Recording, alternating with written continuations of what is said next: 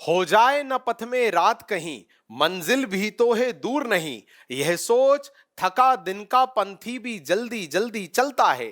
दिन जल्दी जल्दी ढलता है, दिन जल्दी जल्दी ढलता है। नमस्कार साथियों, मैं हूं सुनील श्रोती और स्वागत करता हूं आपका एक बार फिर से हमारे इस ऑनलाइन प्लेटफॉर्म पे। और कहना चाहता हूं कि जब भी हम अपने कर्तव्य पथ पर अग्रसरित होते हैं तो हमें ऐसा लगता है कि जो मंजिल बहुत नजदीक नजर आ रही है, कहीं इस तक पहुंचते पहुंचते ही पूरा समय ना बीत जाए, पूरा दिन ना ढल जाए।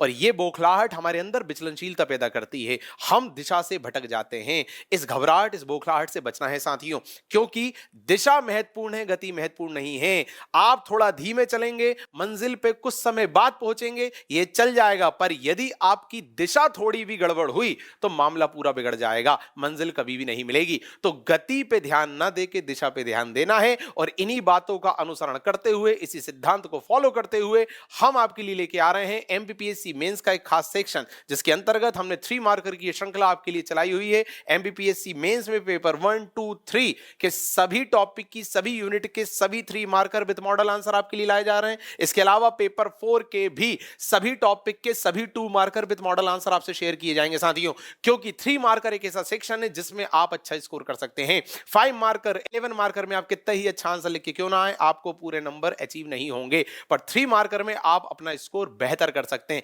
इसी बात को ध्यान में रखते हुए प्रयास किया जा रहा है ताकि आपको सही दिशा दिखाई जा सके। फिलहाल आज का हमारा जो टॉपिक है वो है मुगल काल। मुगल काल से संबंधित 189 3 मार्कर में आपके लिए लेके आया हूं। जी हां, 189 3 मार्कर, इसीलिए मुझे ये वाला वीडियो लाने में थोड़ी सी देरी हो गई, थोड़ा सा विलंब हो गया। 189 3 मार्कर विद मॉडल आंसर, जिसमें सारे डायमेंशन कवर हैं, जिसमें हमने लोगों की, राजाओं की उपाधियों को भी कवर किया है, उनके कार्यों को भी कवर किया है, घटनाओं को, लड़ाइयों को, युद्धों को भी शामिल किया हुआ है। इसके अलावा प्रशासनिक पद, प्रशासनिक पदाधिकारी, उनके कार्यों को भी शामिल किया है, शब्दावलियों को भी शामिल किया है। जितने तरह के क्वेश्चन आ सकते हैं सभी को शामिल किया है साथियों। 189 3 मार्कर मुगल काल विद मॉडल आंसर। आइए शुरुआत करते हैं।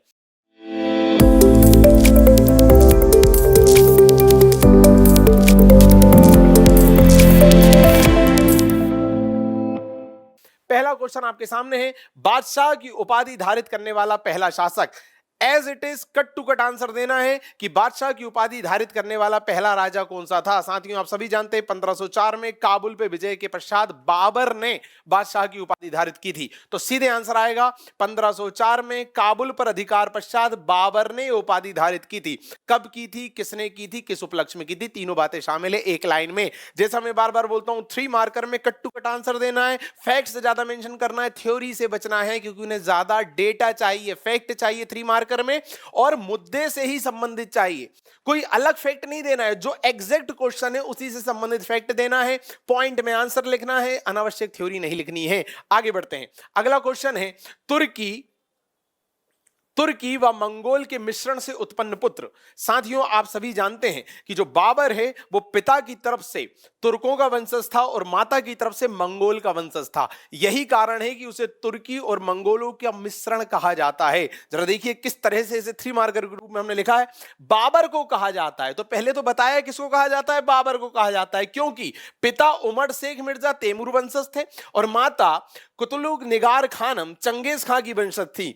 तो क्रमशः तुर्की व मंगोल जाति से इसका संबंध था। दैट्स इट, सीधे सीधे कट टू कट हमने बातें लिखी। मैंने आपको पिछले लेक्चर में भी कई वेराइटी, कई पैटर्न बताए 3 मार्कर लिखने के। मैंने आपको बताया यदि आंसर सीधा सीधा है तो 1 लाइनर में आंसर दे दो, पैराग्राफ फॉर्म में आंसर दे दो, और यदि उससे रिलेटेड बहुत सारे हमारे पास पॉइंट हैं तो आप पॉइंट में भी आंसर दे सकते हो। और सबसे बेहतर तरीका होता है पॉइंट विद हेडिंग, जिसके बारे में आगे आप देखेंगे कि यदि आप हेडिंग दे देते हैं हर पॉइंट में तो हेडिंग के बाद डैश करके ज्यादा थ्योरी लिखने की आवश्यकता नहीं पड़ती, आपका कम समय में ज्यादा काम हो जाता है। हर तरह की वैरायटी हम देखेंगे। और जैसा कि आप जानते हैं, मेरी पद्धति 3 मार्कर वाली श्रृंखला में आप देखते आए हैं कि मैं बिल्कुल संक्षेप में चीजें समझा रहा हूं ताकि आपका क्विक रिवीजन हो जाए। साथियों, हमारा उद्देश्य आपको पढ़ाना नहीं है। यह श्रृंखला उन अभ्यर्थियों के लिए जो एक बार पढ़ चुके हैं, जिन्हें रिवीजन की जरूरत है और जो देखना चाहते हैं कि किसी टॉपिक के कितने 3 मार्कर हो सकते हैं, उन सबके लिए क्विक रिवीजन कराना हमारा उद्देश्य है, ताकि आप जल्दी जल्दी एक क्विक रिवीजन कर लो, संभावित सभी 3 मार्कर देख लो।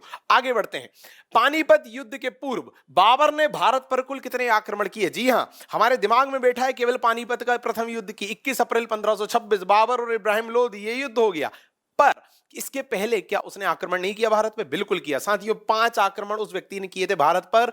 पानीपत का युद्ध उसका 6वां आक्रमण था। तो देखिए इसके बारे में क्या लिखा हमने, सीधे सीधे पहले जो उन्होंने पूछा उसका आंसर दे दिया। क्या पूछा उन्होंने?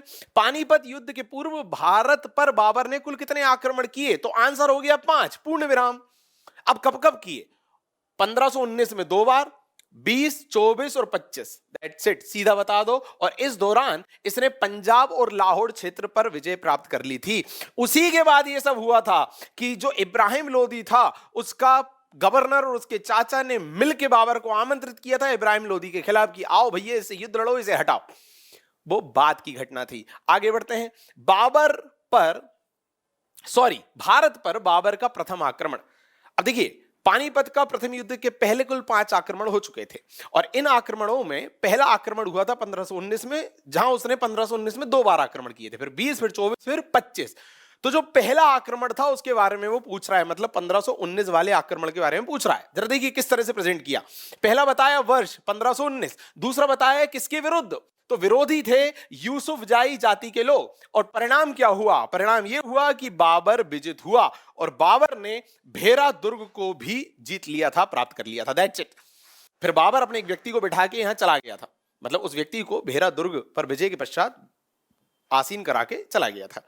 क्लियर? फिर वही लोगों ने विरोध किया था और उसे अपदस्थ करना पड़ा था जनता के विरोध के बाद। खैर, तो आप देखिए यहां हमने क्या किया, पॉइंट्स में आंसर दिया और पॉइंट विद हेडिंग। हेडिंग दे दी वर्ष, तो डैश करके बस 1519 लिखना पड़ा। हेडिंग दे दी डैश विरोधी, डैश करके बस ये लिखना पड़ा यूसुफजाई जाति। सेंटेंस फॉर्मेशन से हम बच जाते हैं। ये बेस्ट तरीका होता है 3 मार्कर लिखने का। क्लियर? और एक बात और मैंने आपको बताई कि यदि पूरी लाइन बची हुई है तो आप कॉमा करके दूसरा पॉइंट भी यहीं लिख सकते हो, फिर कॉमा करके तीसरा पॉइंट यहीं लिख सकते हो और ज्यादा फैक्ट उसे दे पाओगे संबंधित शीर्षक से रिलेट होते हुए। क्लियर है? ज्यादा से ज्यादा फैक्ट देना है। क्योंकि आगे बढ़ते हैं। पानीपत का प्रथम युद्ध मतलब एक तरह से बाबर का 6ठे आक्रमण की बात हो रही है। अब देखिए किसी युद्ध के बारे में आप क्या लिख सकते हैं, किस तरह का पैटर्न दे सकते हैं, वो आप यहां देख लीजिए। बाकी के युद्धों में इसे अप्लाई कर देना। पहले भी बता चुका हूं, जो अभ्यर्थी हमारे पुरानी श्रृंखला पुराने लेक्चर देख चुके हैं उन्हें ये सारे पैटर्न पता है, एक तरह से रिवीजन हो रहा है। सबसे पहले परिचय बता दो। परिचय में ये बताओ कि भाई युद्ध कब हुआ, कहां हुआ और किसके बीच हुआ। क्लियर? 21 अप्रैल 1526 हरियाणा का पानीपत, इब्राहिम लोदी और बाबर। ठीक। विशेष क्या है? तुलगमा युद्ध पद्धति का प्रयोग किया बाबर ने, जो कि तोप से संबंधित एक पद्धति थी। सेना को किस तरह से व्यवस्थित करना है युद्ध क्षेत्र में, उससे संबंधित पद्धति थी। क्लियर है? इसके अलावा तोपों की एक उस्मानी पद्धति थी। ये जो है ये सेना को किस तरह से व्यवस्थित करना है वो वाली पद्धति थी। अच्छा, परिणाम क्या हुआ? बाबर ने विजय प्राप्त करी, खाकान की उपाधि और शाहरुखी सिक्के वितरित करवाए सेना में। That's it. तो क्या बताया हमने? परिचय में 3 बातें बता दो। कब हुआ, किस किस के बीच हुआ, कहां हुआ। 21 अप्रैल 1526 कौमा पानीपत कौमा बाबर व इब्राहिम लोदी।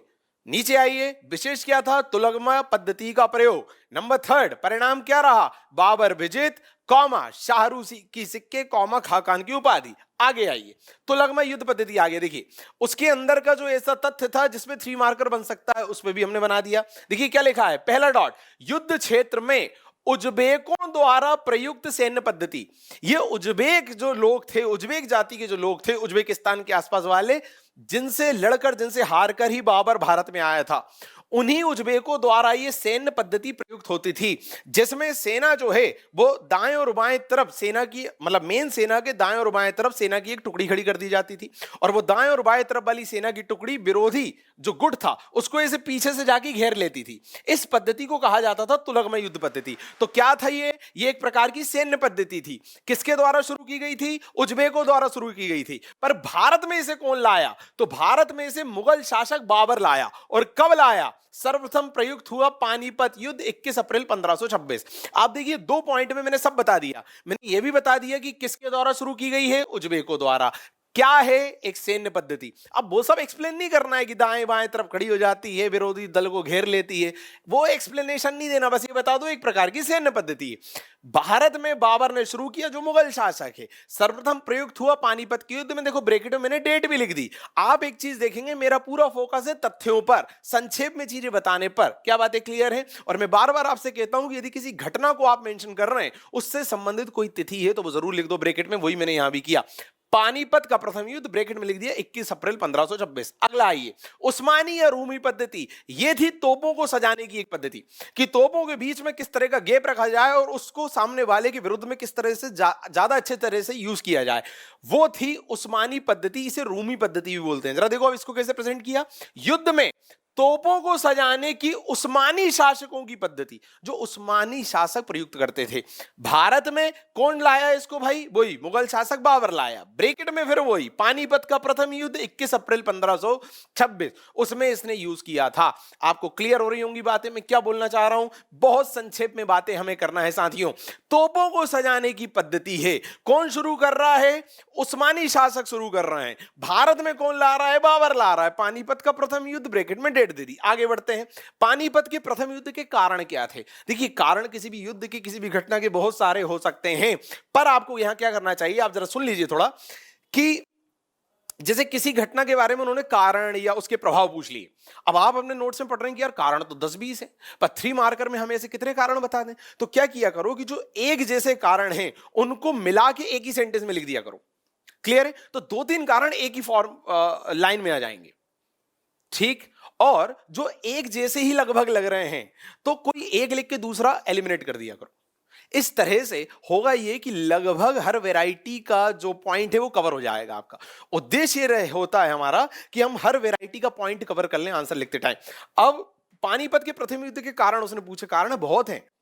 हमने भी क्या किया है, जो एक जैसे थे उनमें से किसी एक को ले लिया, जो लगभग एक जैसे थे तो उनमें से ऐसे को ले लिया है जिसको लिखने के बाद बाकी वाला नहीं भी लिखे तो हो जाएगा।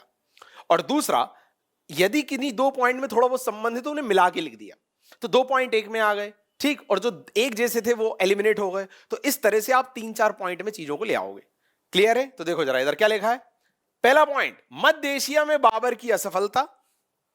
भाई मध्य एशिया जो उसका क्षेत्र था वहां वो असफल हुआ निरंतर। आप पढ़ते हो बाबर के बारे में, समरकंद में 3 बार ट्राई किया उस आदमी ने, कभी उसके हाथ नहीं आया। एक बार हाथ आ गया था संधि करने के बाद, तो वो दूसरे ने फिर उससे छुड़वा लिया।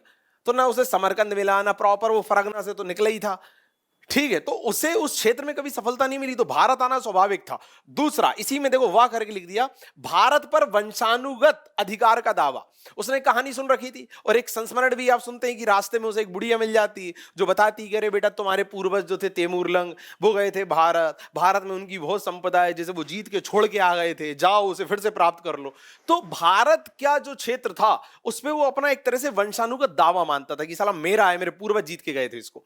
तो ये उसके अटैक के कारण थे यहां पर। तो पहला क्या बताया मैंने, मध्य एशिया में उसकी असफलता व भारत पर उसका वंशानुगत अधिकार का दावा। दूसरा, उसकी साम्राज्यवादी मानसिकता व प्रेरणादायक घटनाएं जो उसके जीवन में हुई, जैसे मैंने बताया कि एक बूढ़ी औरत मिल गई कि जाओ भैया तुम्हारे पूर्वज लोग जीत के आए। और तीसरा, भारत की संपन्नता और राजनीतिक एकता का अभाव। और यह तो मैं आपसे हमेशा कहता हूं कि कोई भी विदेशी आक्रमण यदि हो रहा है तो उसके मूल में एक कारण तो यह है कि भारत की संपन्नता जो थी उसने उसे आकर्षित किया, और दूसरा, भारतीय राजनीतिक परिदृश्य में जो विखंडन था, जो बिखराव था, जो टकराव था, जो आपसी वैमनस्य था, उसने भी उसके मन में एक निर्भीकता का भाव पैदा किया कि चले जा रे, ये लोग तो आपस में ही लड़ रहे हैं, तू जीत जाएगा उन पे। निर्भीकता ने भी उसे यहां आकर्षित किया। तो ये वाला पॉइंट तो आप हर जगह चिपका सकते हो, भारत की संपन्नता और राजनीतिक एकता का अभाव। तो ये इस तरह से देखिए मैंने 3 पॉइंट में सारी चीजों को समेटने का प्रयास किया। क्लियर? आगे बढ़िए। पानीपत के प्रथम युद्ध में बाबर की विजय के क्या कारण थे? देखो आया क्यों, वो पॉइंट बता दिए। फिर पानीपत के युद्ध के बारे में भी हमने देख लिया कि कब हुआ, क्या परिणाम हुए, क्या हुआ। अब इसमें वो जीता क्यों, इस पे भी 3 मार्कर आ सकता है। तो साथियों, कोई भी राजा जब जीत रहा है तो ऑब्वियसली वो महत्वाकांक्षी है। दूसरी बात यह है कि उसके पास योग्य सेनापति हैं। उदाहरण भी दे रहा हूं, हुमायूं, अब्दुल अजीज, उस्ताद अली कुली। हुमायूं उसका बेटा था, आप सभी जानते हैं। विद एग्जाम्पल बात करते हो हिस्ट्री में तो आपके नंबर बढ़ जाते हैं, आपके आंसर की जो ऑथेंटिसिटी है, जो प्रामाणिकता है वो बढ़ जाती है। तो उदाहरण और ये सब मेंशन किया करो, है ना, क्योंकि ये तो सब लिख देंगे योग्य सेनापति, पर योग्य सेनापति में भी कौन था वो बता दो, तुम्हारा आंसर ज्यादा बेहतर हो जाएगा। और आखिरी, तोपों और बंदूकों को चलाने की पद्धति, जो अभी हमने देखा, तुलगमा, उस्मानी, ये सब। तो 3 कारण थे जिसने उसे विजय दिलवा दी। चलिए अगला देखते हैं, खाकान। ओहो साथियों, अभी हमने थोड़ी देर पहले देखा, खाकान एक उपाधि थी जो बाबर ने ग्रहण की थी, धारित की थी युद्ध में जीतने के बाद। देखिए क्या लिखा है, पानीपत युद्ध, ब्रैकेट में देखो डेट लिखी। जहां मौका लगे, किसी घटना की डेट पता है तो जरूर लिखो, चीख चीख के बार बार कहता हूं, नंबर मिलेंगे। के बाद बाबर ने खाकान, खाकान का देखो तात्पर्य ब्रैकेट में लिख दिया, सम्राट की उपाधि धारित की। तो कब की, उसका मतलब क्या है, यह सब बता दिया। ठीक, आगे देखते हैं। युद्ध भूमि में मरने वाला मध्यकाल का पहला शासक। तो साथियों, जो पानीपत के प्रथम युद्ध मतलब 21 अप्रैल 1526 में इब्राहिम लोदी पराजित हुआ था बाबर से और युद्ध भूमि में मरा था, तो वो मध्यकाल का पहला राजा था जो युद्ध भूमि में मारा गया था, ऐसा माना जाता है। आगे बढ़ते हैं।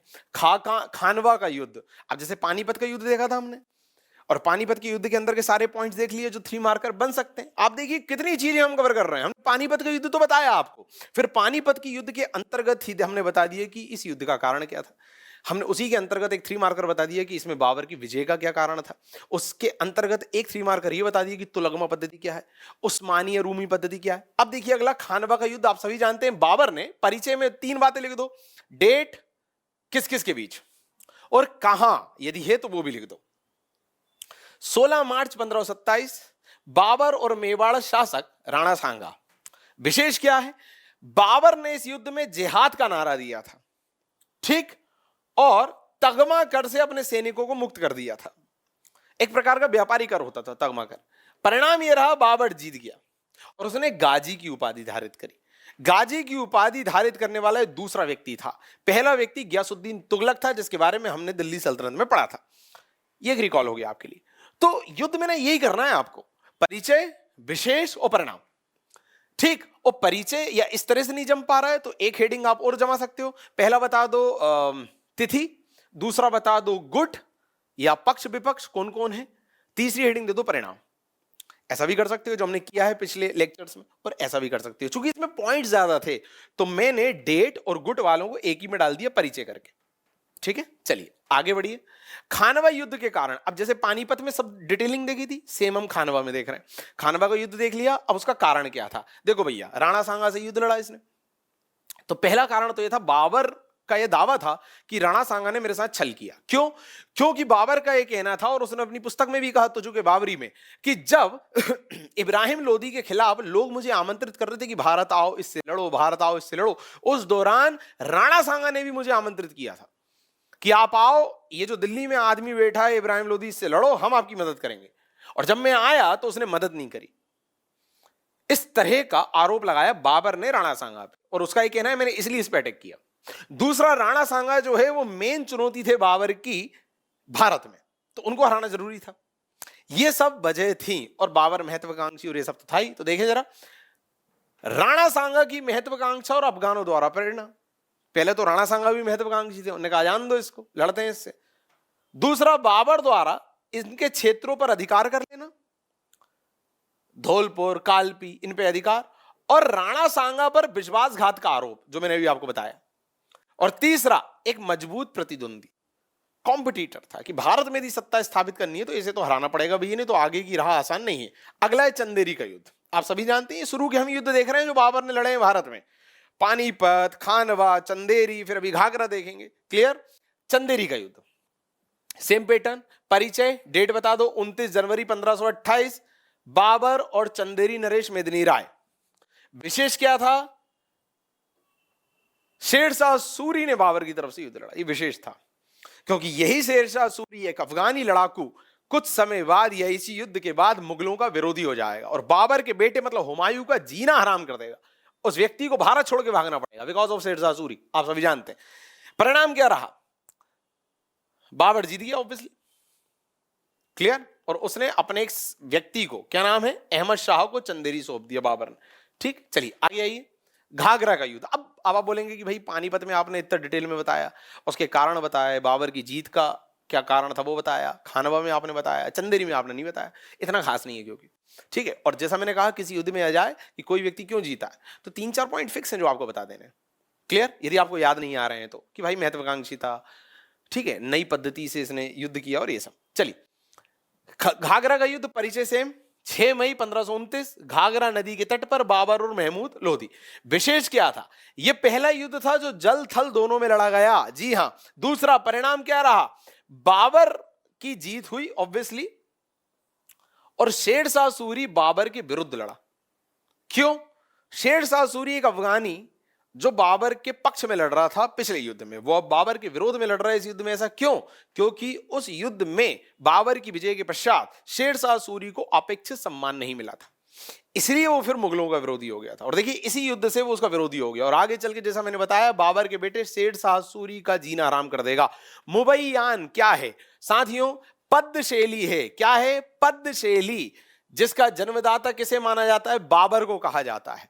तो पद्य लेखन की एक शैली है मुबैयान। आगे आइए, तुजू के बाबरी देखिए पुस्तक आ गई, इसके बारे में क्या बताएंगे आप? परिचय ये बताएंगे कि भाई बाबर ने तुर्की भाषा में अपनी आत्मकथा लिखी। तो ये बताया किसने लिखी? ऑब्वियसली आत्मकथा है तो व्यक्ति खुद ही लिखेगा, और कौन सी भाषा में ये मेंशन किया? तो तुर्की भाषा में। दो बातें बता दी। दूसरा, इसके 3 भाग हैं साथियों, 3 भाग। एक तो है 1494 से 1503 का बताने वाला, एक 1504 से 1525 की कहानी बताने वाला, और एक 26 से 29 की कहानी बताने वाला। 29 तक का है, फिर बाबर भी निकल लिए थे आप जानते हैं। अनुवाद फारसी भाषा में अकबर ने अब्दुल रहीम खाने खाना द्वारा इसका अनुवाद कराया। तो अकबर ने कराया, पर किसके द्वारा कराया? अब्दुल रहीम खाने खाना के द्वारा कराया। अब्दुल रहीम खाने खाना वही जो बेरम खां का बेटा था, जिसे बाद में अकबर ने गोद ले लिया था।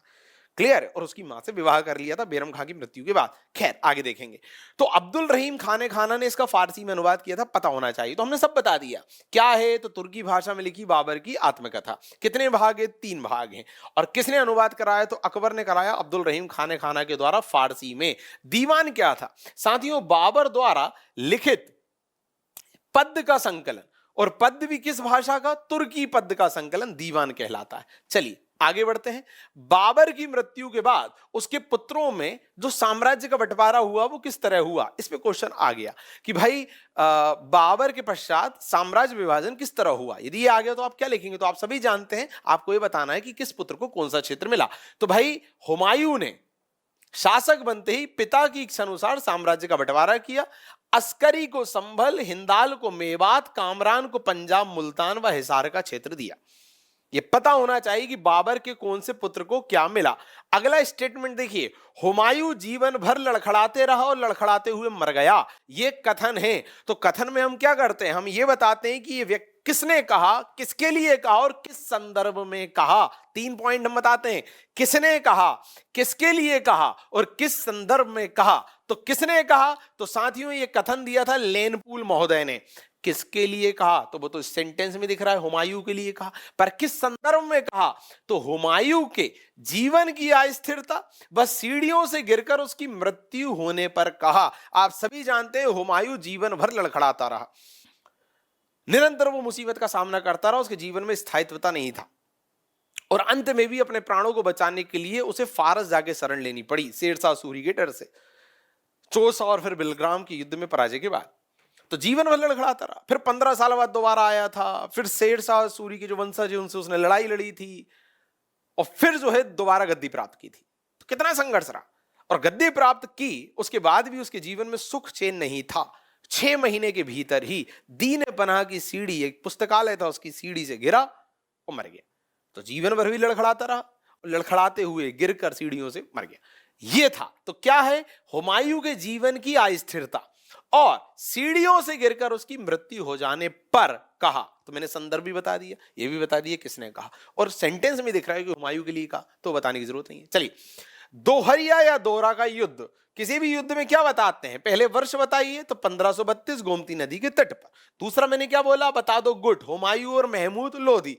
तीसरा बता दो परिणाम, हुमायूं की विजय। That's it. आगे आइए, चौसा का युद्ध। तो साथियों चौसा का युद्ध और बिलग्राम मतलब कन्नौज का युद्ध, ये 2 ऐसे युद्ध थे जो हुमायूं और शेरशाह सूरी के बीच हुए। दोनों में हुमायूं हारा, और जो दूसरा वाला युद्ध होगा बिलग्राम का, उसके बाद तो उसे देश छोड़ के भागना पड़ेगा। देखिए क्या है परिचय। पहला, 26 जून 1539 कर्मनासा गंगा के मध्य शेरशाह सूरी व हुमायूं के बीच। जैसा मैंने कहा युद्धों में जब ज्यादा आपके पास बताने के लिए हो तो हेडिंग्स ये वाली दिया करो। कौन सी वाली? परिचय में 3 चीजें बता दिया करो, वर्ष, क्षेत्र और किस किस के बीच। फिर विशेष बता दिया करो, फिर परिणाम बता दिया करो। पर आपके पास यदि कम पॉइंट्स हैं तो फिर वो वाले 3 पॉइंट रखा करो, तारीख मतलब दिनांक, दूसरा गुड और तीसरा परिणाम। ठीक। तो ये चूंकि ज्यादा फैक्ट थे तो इस तरह से इसे अरेंज किया। विशेष में क्या है? हुमायूं को निजाम नामक भिस्ती के सहयोग से जान बचानी पड़ी। ठीक। उसके सहयोग से इसने जान बचाई। परिणाम क्या हुआ? हुमायूं की पराजय और शेर शाह ने सुल्तान आदिल की उपाधि धारित की, और शेर शाह की भी उपाधि धारित की थी उसने। एक्चुअल नाम उसका फरीद था, क्लियर, पर एक्चुअल नाम क्या था? फरीद। फिर वो एक बहार खां लोहानी की जान बचा लेता है एक शेर से, तो बहार खां लोहानी उसे उपाधि दे देता है शेर खां, और फिर वो हुमायूं को हरा देता है इस युद्ध में, चौसा के युद्ध में, तब वो उपाधि धारित कर लेता है शेर शाह। तो ऐसे हुआ था शेर शाह सूरी। ठीक, तो शेर शाह सूरी का वास्तविक नाम फरीद।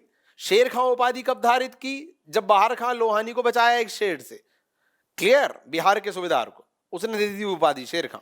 और फिर हुआ शेर शाह, कब? चौसा के युद्ध में हुमायूं को हराने के बाद। चलिए, फिर बेलग्राम का युद्ध जैसे मैंने कहा अगले ही साल हुआ, तो वो हुआ था 1539 में, हुआ 17 मई 1540 में कन्नौज के बेलग्राम में। विशेष क्या था? हुमायूं और शेर शाह के मध्य अंतिम और निर्णायक युद्ध था, ये विशेष है इसका। परिणाम क्या हुआ? शेर शाह विजित हुआ और सूर्यवंश की स्थापना हो गई, और साथ ही हुमायूं को देश छोड़ के भागना पड़ा क्योंकि उसके भाइयों ने उसकी मदद नहीं की थी, और फारस ईरान में जाके उसने शरण ली। 15 साल भटकता रहा था, और इसी दौरान उसके पुत्र मतलब अकबर का जन्म हुआ था। क्लियर है, जैसा आप जानते हैं। और फिर 15 साल बाद वो वापस लौटता है, और ये जो शेर शाह सूरी है इसके वंशज मिलते हैं उसको, उनसे वो लड़ाई लड़ता है और दोबारा गद्दी प्राप्त करता है। तो हो गया ना, जीवन भर लड़खड़ाता रहा। पर आपको जैसा मैंने बताया कि 6 महीने के अंदर ही सीढ़ियों से गिरकर मौत हो जाती है, तो भाई साहब निकल लेते हैं। चलिए अगला आइए, मच्छीवाड़ा का युद्ध। देखिए अब 15 साल बाद लौट रहा है हुमायूं, तब फिर युद्ध लड़ा। कब लड़ा? 15 मई 1555। गुट क्या है? शेर शाह के पुत्र सिकंदर सूर की सेना, याद रखना सिकंदर सूर खुद नहीं था इसमें, उसकी सेना थी, और हुमायूं के मध्य हुआ। ओके, परिणाम क्या हुआ? हुमायूं जीता और सिकंदर सूर स्वयं उपस्थित नहीं था। अगला आइए, फिर हुआ सरहिंद का युद्ध उसी वर्ष 22 जून 1555। गुट हुमायूं और सिकंदर सूर के मध्य, क्योंकि इस बार वो प्रत्यक्ष रूप से उपस्थित था। परिणाम क्या हुआ? सिकंदर सूर पराजित और एक बार पुनः मुगल वंश की दिल्ली में स्थापना। 2 युद्ध लड़े इसने शेर शाह के वंशजों से। एक में वो व्यक्ति अवेलेबल नहीं था, उसकी सेना को बस हरा दिया, और दूसरे वाले में उसी वर्ष हुआ, उसको हराया और दोबारा मुगल सल्तनत की स्थापना करी। चलिए, शेर खां देखिए आ गया, जैसे मैंने कहा उपाधि थी। वास्तविक नाम क्या है? फरीद। तो देखो लिखा है मैंने फरीद ब्रैकेट में, शेर शाह ने शेर से बहार खां लोहानी की रक्षा करते हुए शेर का शिकार किया। परिणाम स्वरूप बहार खां लोहानी ने इसे उपाधि दी।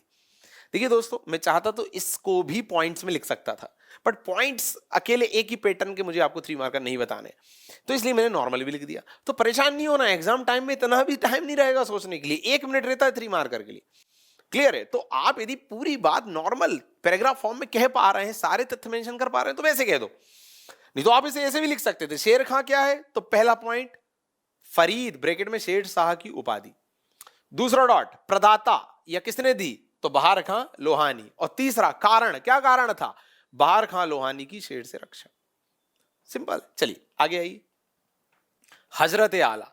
अब देखिए, जो शेर शाह सूरी मतलब फरीद था, वो बिहार के सूबेदार ये बहार खां लोहानी के यहां नौकरी करता था। अब जैसे ही बहार खां लोहानी की मृत्यु हुई, उसके बाद सब कुछ उसके हाथ में आ गया, और इसके बाद भी उसने क्या किया? दूसरी लड़ाई लड़ी, जो उसके प्रतिद्वंदी थे उन्हें भी हरा दिया। तो जब सब कुछ उसे मिला, तब उसने ये वाली उपाधि धारित की थी, हजरत आला की। देखिए क्या लिखा है, बिहार सूबेदार बहार खां लोहानी की मृत्यु और सूरजगढ़ की लड़ाई जीतने के बाद, जो भी इसके प्रतिद्वंदी थे, कौन थे इनके बारे में आगे देखेंगे, उनसे इसने सूरजगढ़ की लड़ाई लड़ी। वो जीतने के बाद अब सब कुछ इसे मिल गया।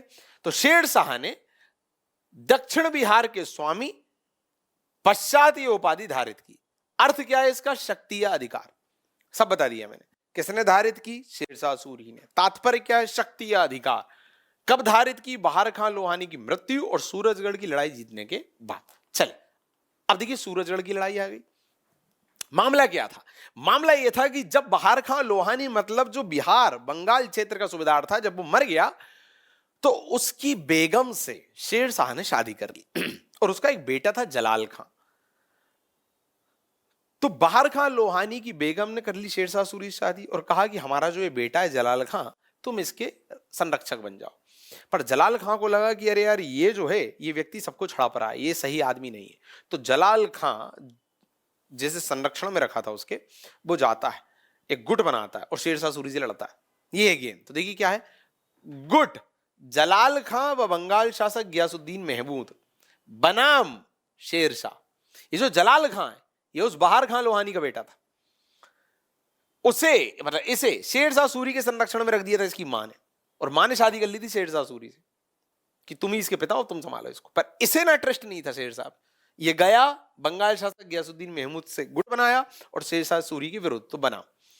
कारण क्या था, जलाल खां को शेर खां से खतरे की आशंका।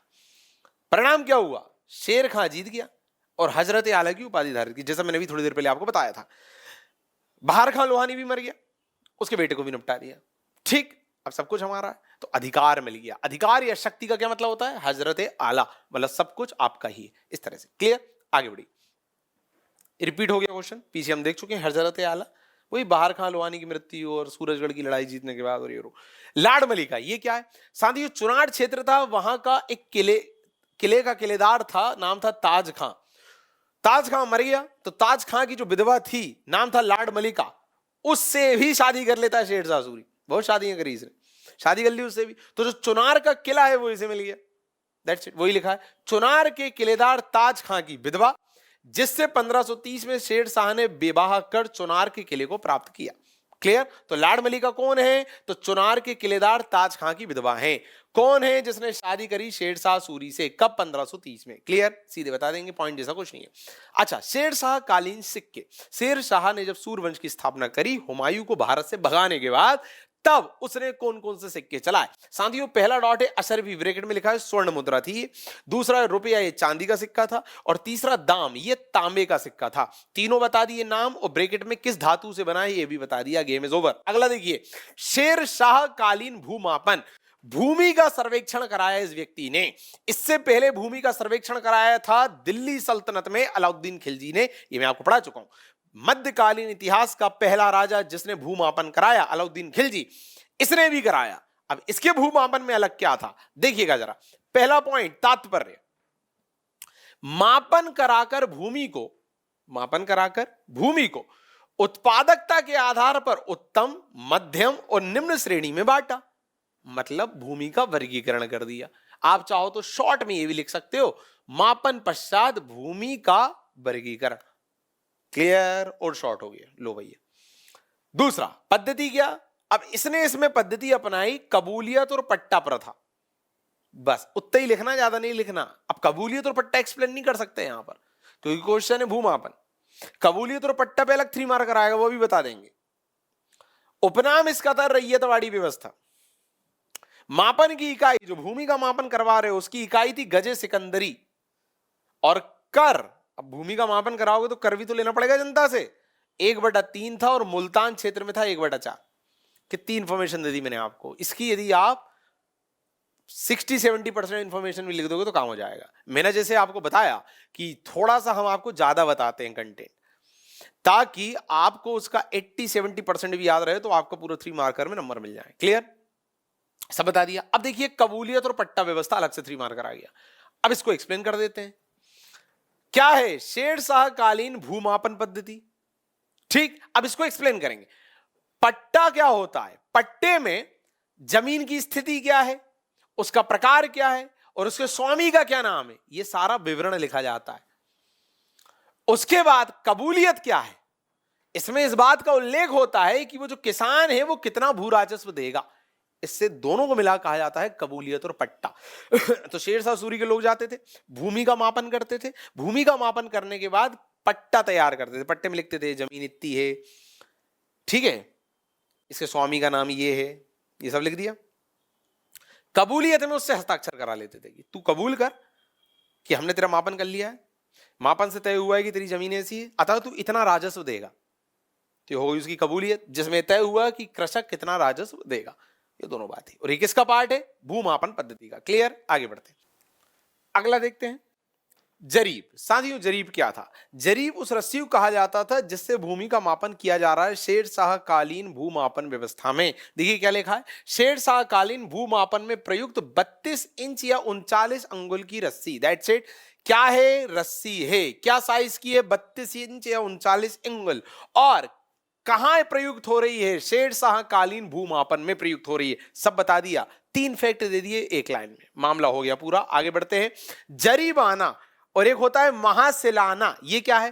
देखिए, भूमापन कराना है तो भूमि का सर्वेक्षण भी कराना पड़ेगा। तो सर्वेक्षण कराने में जो पैसा खर्च हो रहा है, सर्वे कराने में जो पैसा खर्च हो रहा है, उसे वो वसूलता था जरीबाना नाम के शुल्क के माध्यम से। कौन? शेरशाह सूरी। देखिए क्या लिखा है, शेरशाह कालीन भूमि सर्वेक्षण शुल्क जो उत्पादन का 2.5% था। कितना था? 2.5। क्या था? सर्वेक्षण शुल्क था। किसके काल का था? शेरशाह काल का था। सारी बातें बता दी, 3.3 नंबर मिल जाएंगे। महासिलाना शेरशाह कालीन कर संग्रहण शुल्क जो उत्पादन का 5% था। अब जो कर का संग्रहण कर रहे हैं उसके अधिकारी, तो उनको भी तो पैसा देना पड़ेगा, उसके लिए भी वो शुल्क लेता था। चलिए, शेरशाह का खोखरों या गखरों विरुद्ध अभियान क्या था मामला? जरा समझिएगा। वर्ष 1541 में उसने अभियान किया। तो पॉइंट नंबर 1, वर्ष 1541। कारण क्या था? मेंशन है किसके खिलाफ किया, तो गुट वाली हेडिंग डालने का कोई मतलब नहीं कि गुट डालो बताओ किस किस में हुआ। अभियान वाले में डायरेक्ट बताना है कारण क्या था, क्योंकि अभियान में मेंशन होता है कि किसका अभियान था और किसके विरुद्ध था। कारण क्या था? जो पेशावर वाला मार्ग था, मतलब भारत का उत्तर पश्चिम, उस मार्ग में शेरशाह सूरी को मुगलों से डर रहता था, क्योंकि हुमायूं को भगा चुका था वो भारत से, तो उसे लगता था यहीं से लौट के आएगा, मतलब उत्तर पश्चिम से ऑब्वियसली। पर जो खोखर जाति थी वहां की, वो मुगलों से सिंपैथी रखती थी, सहानुभूति रखती थी, इसलिए इसने खोखरों को मारा। परिणाम क्या हुआ? उत्तर पश्चिम में सुरक्षा हेतु रोहतासगढ़ के किले का निर्माण इसने कराया। क्लियर? आगे बढ़ते हैं। शेर शाह का बंगाल अभियान, अब ये क्या है? तो ऑब्वियसली पहले बताएंगे वर्ष, वही 1541। हुआ ये था, कारण ये था कि इसका जो बंगाल गवर्नर खिज्र खां, उसने विद्रोह कर दिया था। बड़ा बेसिक सा बता देंगे आप, बंगाल गवर्नर का विद्रोह, नाम बता दिया। परिणाम क्या हुआ? अब परिणाम इंपॉर्टेंट है। बंगाल अभियान के दमन के बाद शेरशाह सूरी ने प्रशासन की एक नई व्यवस्था को प्रतिपादित किया। उसने प्रांत को सरकारों में बांट दिया। क्या? किस में बांट दिया? सरकारों में। और साथियों, सरकार क्या है इस पे कभी लिखने आ जाए तो आपको बता देना है, प्रांत के नीचे की प्रशासनिक इकाई। इसकी शुरुआत की थी शेरशाह सूरी ने बंगाल अभियान के बाद। क्यों बांट दिया था भाई? इसे लगता था एक बहुत बड़ा प्रांत है, वहां का यदि सूबेदार, वहां का यदि प्रांतपति किसी तरह का विद्रोह कर देता तो पूरा प्रांत मेरे हाथ से जाएगा। अतः जरूरी है कि जो प्रांत का प्रांतपति है उसकी निरंकुशता ना बढ़े, अतः हम प्रांत को छोटे छोटे भाग में बांट देते हैं। क्लियर है? विकेंद्रीकरण कर देते हैं। तो देखिए क्या किया उसने, बंगाल को 16 सरकारों में बांटकर प्रत्येक पर एक सेना अधिकारी सिकदार नियुक्त किया। That's it. आगे बढ़िए। और अकेला फिर इसने बंगाल में नहीं, अपने पूरे जो राज्य क्षेत्र थे सब में यही किया। क्लियर? आगे उसकी भी बात करेंगे। अब अगला देखिए, शेर शाह के चरित्र पर कलंक। साथियों, एक अभियान इसने ऐसा किया जो कि रायसेन का अभियान था, पूरणमल के खिलाफ था, जिसमें इसने झूठ का प्रयोग किया था। राजा जो है वो अंदर छुपा हुआ था, ये चाहता था राजा जो है वो बाहर निकले और हम उस पर अटैक करें। तो इसने कुरान की सौगंध खा के बोला कि बाहर आ जाओ, मैं तुम्हें नहीं मारूंगा। वो बाहर आ जाता है, ये अटैक कर देता है। तो चूंकि इसने कुरान की झूठी सौगंध खाई थी, ये इसलिए इसके चरित्र पर कलंक माना जाता है। जरा देखिएगा, 1543 रायसेन नरेश पूरणमल के विरुद्ध हुए अभियान में, अभियान को माना जाता है जिसमें शेर शाह ने छल पूर्वक हराकर अपने चरित्र पर उसे कलंक माना। क्लियर? तो किस अभियान को माना जाता है और क्यों माना जाता है? क्योंकि छल पूर्वक हराया। अब इतना सब मेंशन नहीं करेंगे कुरान की झूठी कसम खाई और वो, बस छल पूर्वक कर दो, काफी है। अच्छा, अब देखिए एक स्टेटमेंट है, मुट्ठी भर बाजरे के लिए मैंने समूचे हिंदुस्तान के साम्राज्य को खो दिया। ये किसका स्टेटमेंट है? ये स्टेटमेंट है शेरशाह सूरी का, कि वो मुट्ठी भर बाजरा, बाजरा जो शब्द है वो उसने राजस्थान क्षेत्र के लिए प्रयुक्त किया, कि मैं राजस्थान के एक विशेष क्षेत्र में लगा रहा, उसी में लगा रहा, वो भी मेरे हाथ में नहीं आया और मैं बाकी के भारत पे भी ध्यान नहीं दे पाया। ये उसका तात्पर्य था। देखिए किसने कहा ये कथन? शेरशाह ने कहा। ठीक, किसके लिए कहा? 1544 में मालदेव के विरुद्ध हुए मारवाड़ या सेमल की लड़ाई के लिए कहा। और क्यों कहा? क्योंकि देखो, क्योंकि इस अभियान के क्रम में ना तो संपूर्ण भारत पर ध्यान दे सका, ना यहां का क्षेत्रों से मिला। कोशिश करो और अपने तरीके से आप इसे और शॉर्ट में लिख सकते हो, बट मैं बताना आपको ये चाह रहा हूं कि 3 बातें लिखनी होती हैं कथन में। किसने कहा, किस संबंध में कहा, और उसका रेफरेंस क्या था, मतलब कंडीशन क्या थी जिसके लिए उसने ऐसा कहा, उसका तात्पर्य क्या था। क्लियर? उक्का क्या था? एक तोप का गोला था। कालिंजर अभियान के लिए गया शेरशाह सूरी, गोला फेंका, वो दीवार से टकराया और उसी के पास आग गिर गया और फट गया, भाई साहब मर गए। देखो क्या है, तोप से निकला बारूद का गोला, जिससे कालिंजर अभियान के दौरान 1545 में शेरशाह की मृत्यु हो गई। क्लियर? आगे बढ़िए। क्षेत्रीय उत्तरदायित्व का सिद्धांत क्या है?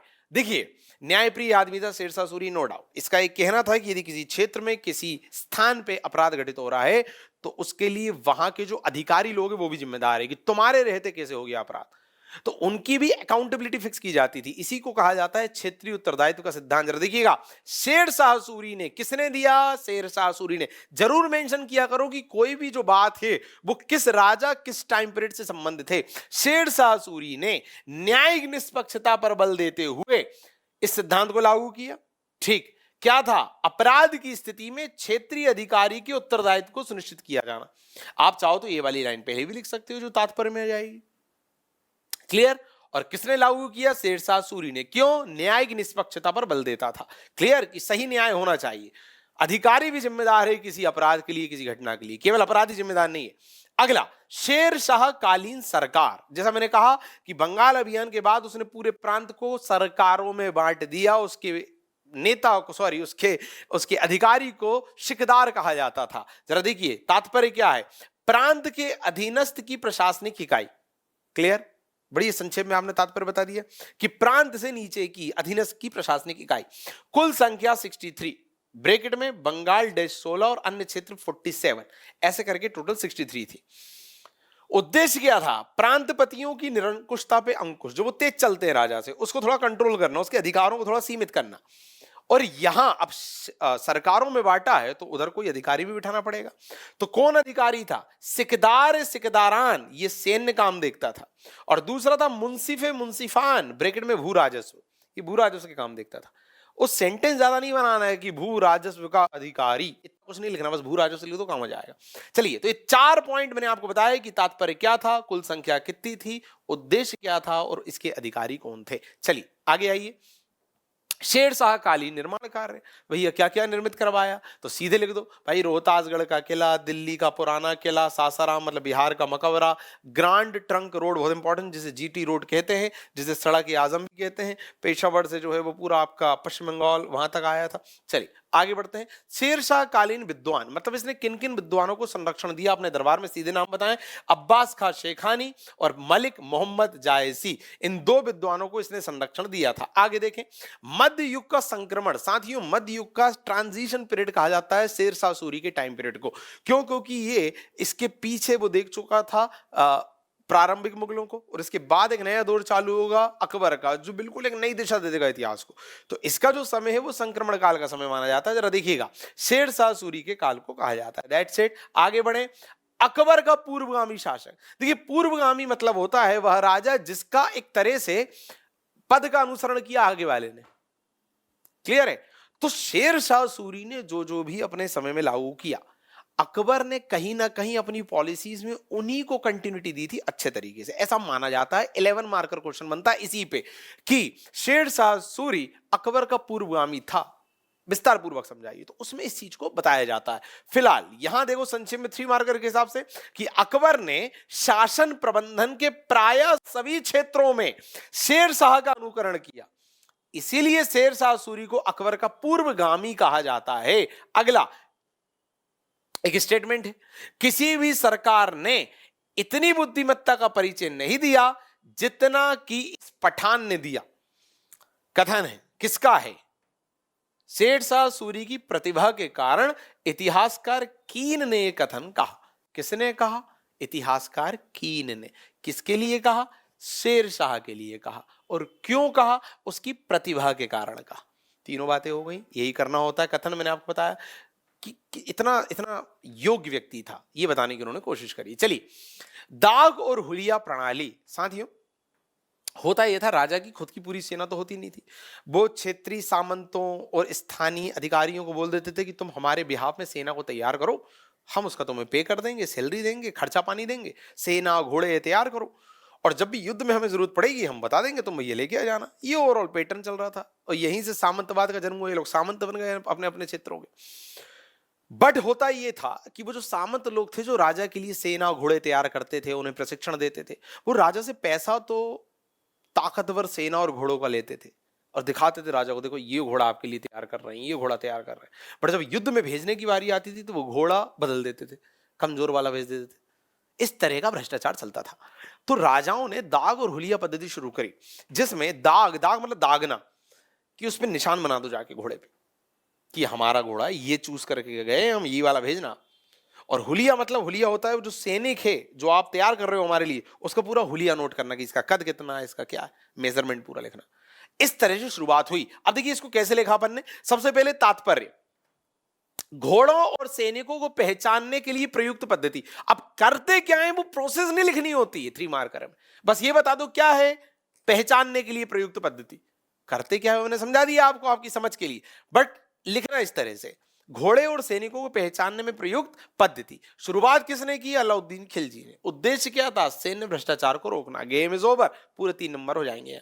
आगे बढ़ो। सुल्तान आदिल, समझ में आ रहा है? उपाधि है, किसी ने रखी होगी। क्या है भाई? संबंध है शेरशाह सूरी से, उसकी उपाधि है। कारण क्या था? समान न्याय व्यवस्था का इसने क्रियान्वयन किया था, सभी के लिए एक जैसा न्याय, और स्वयं को कहा सुल्तान आदिल। ठीक, आगे बढ़िए भैया। अकबर का पूर्वगामी शासक अभी हम देख चुके हैं। ठीक, आगे बढ़ो।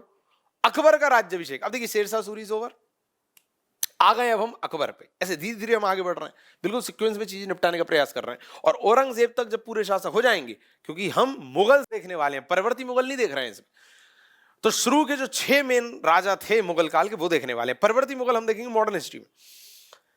जैसे ही मुगल का औरंगजेब खत्म होगा उसके बाद हम देखेंगे प्रशासन। तो प्रशासन से संबंधित जो 3 मार्कर आ सकते हैं वो देखेंगे। तो आज ही इसी लेक्चर में सब खत्म होगा। फिलहाल हम अकबर पे पहुंच गए। अकबर का राज्याभिषेक, इस पे कभी टिप्पणी लिखने आ जाए तो क्या लिखोगे? कब हुआ, वो किस उम्र में था, कहां हुआ, किसने कराया? ऑब्वियसली यही करोगे। आप सभी जानते हैं जब हुमायूं सीढ़ियों से गिर के मरा, खबर पहुंची बैरम खां के पास कि भैया हुमायूं नहीं रहा। बैरम खां कौन था? अकबर का संरक्षक था, बाद में उसका वजीर बन गया था। क्लियर? तो बैरम खां ने अकबर का वहीं राज्याभिषेक करा दिया। अकबर व्यस्त चल रहा था एक अभियान में, वहीं राज्याभिषेक करा दिया। कम उम्र का था। जरा देखिए पूरी बात। संरक्षक बैरम खां ने 14 फरवरी 1556 में ईंट का राज सिंहासन बनाकर 13 वर्ष 8 माह की आयु वाले अकबर का राज्याभिषेक करा दिया। That's it. क्या कर रहा था अकबर? कलानौर पंजाब के अभियान में सक्रिय था। सब बता दिया यार, एक लाइन बच भी गई। ठीक, किसने कराया? बैरम खां। कब कराया? 14 फरवरी 1556। क्या किया? ईंट का राज सिंहासन बना के करवा दिया। अकबर की क्या उम्र थी? 13 वर्ष 8 माह का था मात्र, और कलानौर मतलब पंजाब के अभियान में व्यस्त था। चलिए, पानीपत का द्वितीय युद्ध। और अब अकबर गद्दी पे बैठ गया। अकबर के शुरुआत की सारी लड़ाइयां बैरम खां लड़ता था अकबर के बिहाफ में। 1556 में अकबर गद्दी पे बैठा, तो 1556 से 1560 तक का जो टाइम पीरियड था वो बैरम खां का संरक्षण काल माना जाता है, क्योंकि बैरम खां एक तरह से उसके लिए पिता तुल्य हो गया था, है ना। उसका संरक्षक रहा, हमेशा उसको पाला पोसा। उसके पिताजी मतलब हुमायूं ने उसके लिए नियुक्त कर दिया था उसको। और बैरम खां जो है वो बाबर, हुमायूं, हर किसी को अपनी सेवा दे चुका था। मतलब अकबर के पिता और दादा इनको भी सेवा दे चुका था। तो अकबर उसके प्रति सम्मान का भाव रखता था। ठीक है, तो जब अकबर गद्दी पे बैठा 1556 में, तो 56 से 60 तक का जो टाइम पीरियड था उसमें बैरम खां का प्रभुत्व था उसके ऊपर। हर डिसीजन बैरम खां लेता था अकबर के बिहाफ में। अकबर बस दिखावे मात्र का था। तो सारी लड़ाइयां भी वो लड़ता था। तो इसमें भी ये हुआ कि अकबर के बिहाफ में बैरम खां लड़ने गया, और उधर दूसरा एक व्यक्ति आया, आदिल शाह एक राजा था, उसका एक नेता आया लड़ने, उसका एक सेनापति आया हेमू। इन दोनों के बीच लड़ाई हुई, बैरम खां जीत गया, मतलब अकबर जीत गया। इसे कहते हैं पानीपत का द्वितीय युद्ध। देखेंगे जरा क्या है गेम। वर्ष 5 नवंबर 1556। गुट, जौनपुर का आदिल शाह व अकबर, ये गुट है। बट युद्ध रथ, अगली हेडिंग, युद्ध रथ। गुट तो 2 हैं, पर उन लड़ कौन रहा है? आदिल शाह की ओर से हेमू और अकबर की ओर से बैरम खां। परिणाम क्या हुआ? बैरम खां जीत गया भैया, मतलब अकबर जीत गया। आगे बढ़े।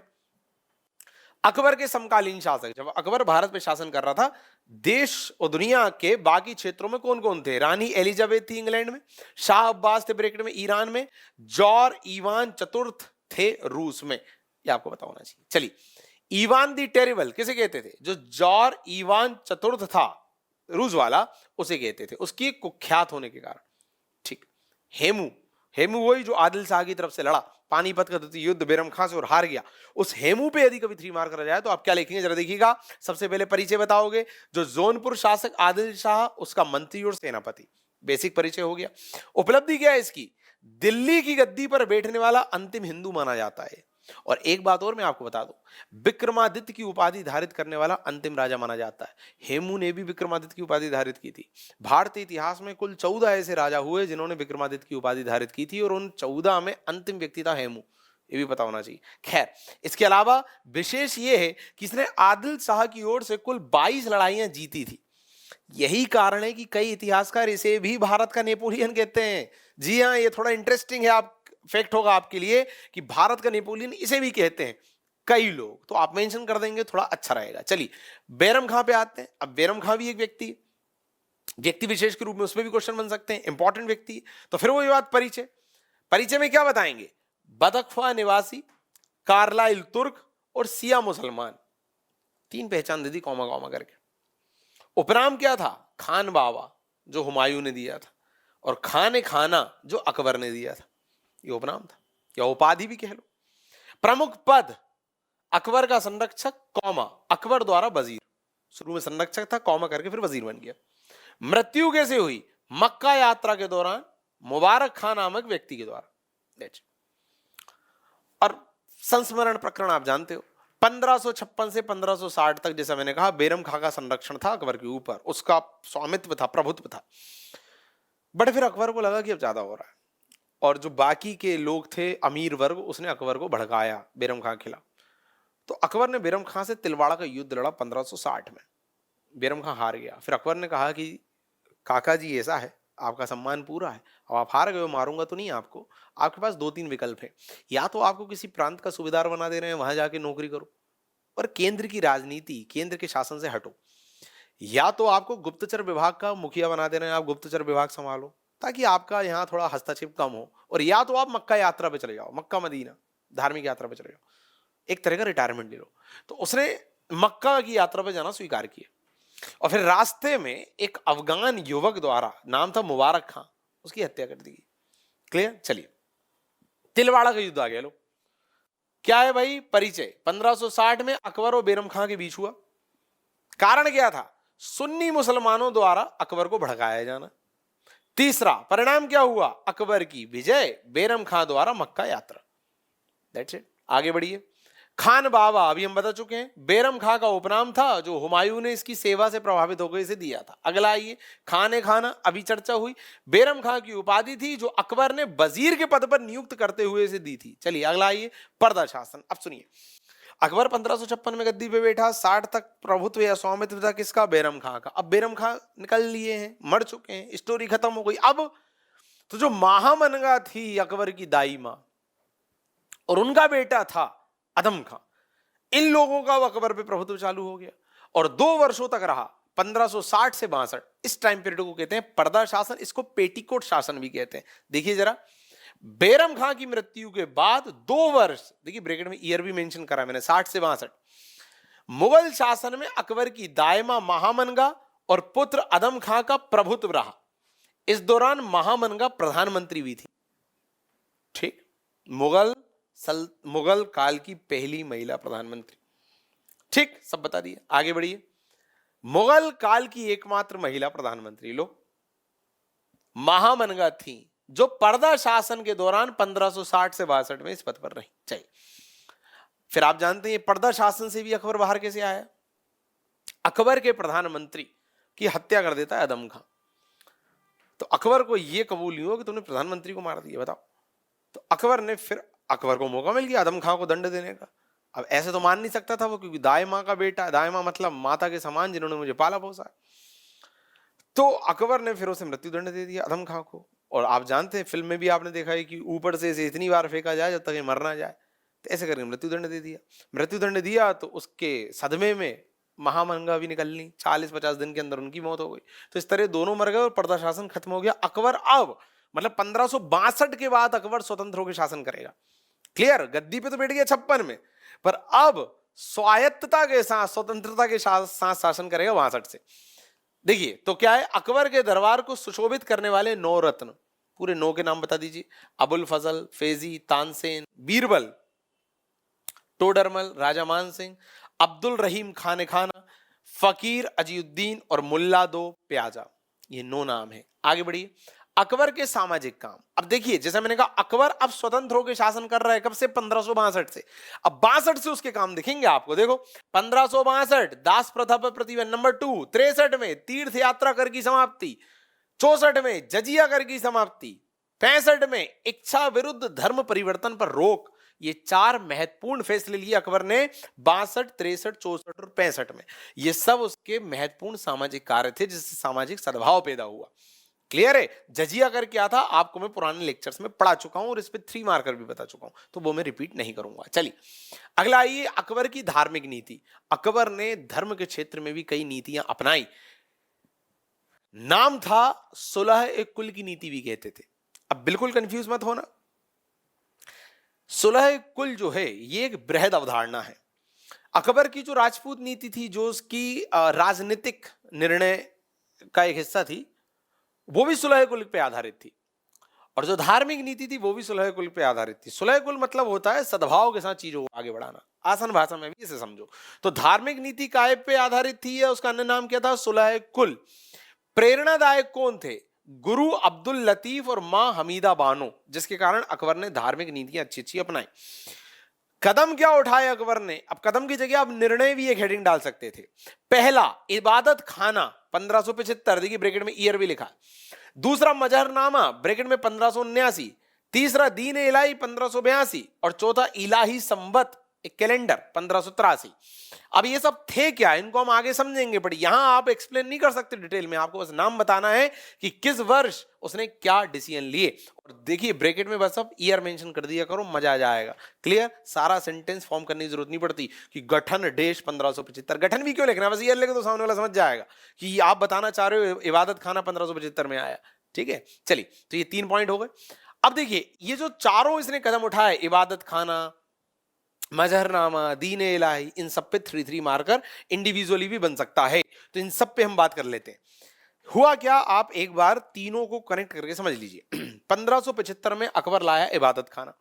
इबादत खाने का उद्देश्य था, अकबर ये जानना चाहता था कि मैं जिस धर्म का हूं, मतलब इस्लाम, उसको मैं पहले अच्छे से जान लूं। मतलब इस्लाम को जानने के लिए, धर्म को जानने के लिए उसने इबादत खाने की स्थापना करी कि इबादत करेंगे यहां पर 1575 में। ठीक, फिर इसी इबादत खाने का उसने पुनर्गठन किया, उसे नया रूप दिया 3 साल बाद, मतलब 1578 में। और इसे ही उसने बना दिया था सर्वधर्म संसद। मतलब इबादत खाना जो अभी तक केवल इस्लाम के लिए था, वो अब सर्वधर्म संसद हो गया। मतलब सभी धर्म के लोग आए, और संसद का मतलब क्या होता है? बैठे, बातचीत करें, वाद विवाद करें, ताकि मैं अब हर धर्म के बारे में सब कुछ जान लूं। तो इबादत खाना मतलब इस्लाम के बारे में जानने के लिए 1575 में इसने गठन किया। सर्वधर्म संसद में कन्वर्ट किया 3 साल बाद 1578 में। अब सारे धर्म के लोगों को आमंत्रित किया कि आइए वाद विवाद कीजिए, अपने धर्म की अच्छी चीजें बताइए ताकि मैं आपको भी जानूं। क्लियर? ये हो गया 1578 में। फिर क्या हुआ? अब अकबर को लगा कि मैं हर धर्म के बारे में जान गया हूं, अतः अब किसी भी क्लेश की स्थिति में मैं निर्णायक की भूमिका निभा सकता हूं। जब 2 धर्म के बीच किसी तरह का टकराव होगा तो अंतिम निर्णय मैं ले सकता हूं, क्योंकि मेरे को हर धर्म की अच्छी चीजें पता है। तो 1579 में वो लेके आया मजहरनामा। इसमें उसने कहा कि मैं इंसान कामिल हूं, मतलब विवेकशील व्यक्ति हूं। अब हर तरह का फैसला धार्मिक भी जो होगा वो मैं लूंगा, अंतिम निर्णय मेरा होगा। ये उसने कहा 1579 में। ठीक, जिसका बहुत विरोध हुआ। लोगों को लगा ये हमारे धार्मिक मामलों में घुस रहा है, हमारे धार्मिक संत फैसला लेते थे, अब ये ले रहा है। ये हुआ 1579 में। फिर 1582 में वो अपना एक धर्म ले आया, दीन इलाही, क्योंकि अब वो हर धर्म की अच्छी चीजें जान चुका था। तो उसे लगा कि एक ऐसा धर्म बनाया जाए जिसमें हर धर्म की अच्छी चीजें शामिल हो, तो वो गया दीन इलाही।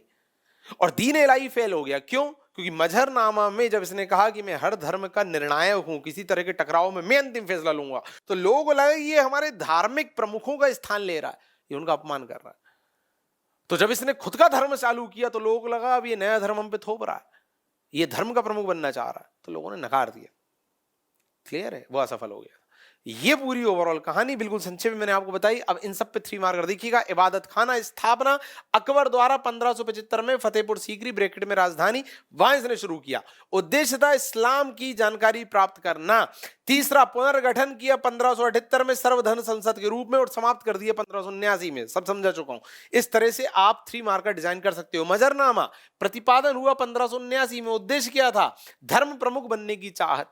क्लियर। निर्माता कौन था इस मजरनामे का? शेख मुबारक की मुख्य भूमिका थी और अबुल फजल और फैजी की आंशिक भूमिका थी। तो आपने 3 पॉइंट बता दिए, पूरे नंबर मिल जाएंगे। इंसान कामिल, ये क्या है?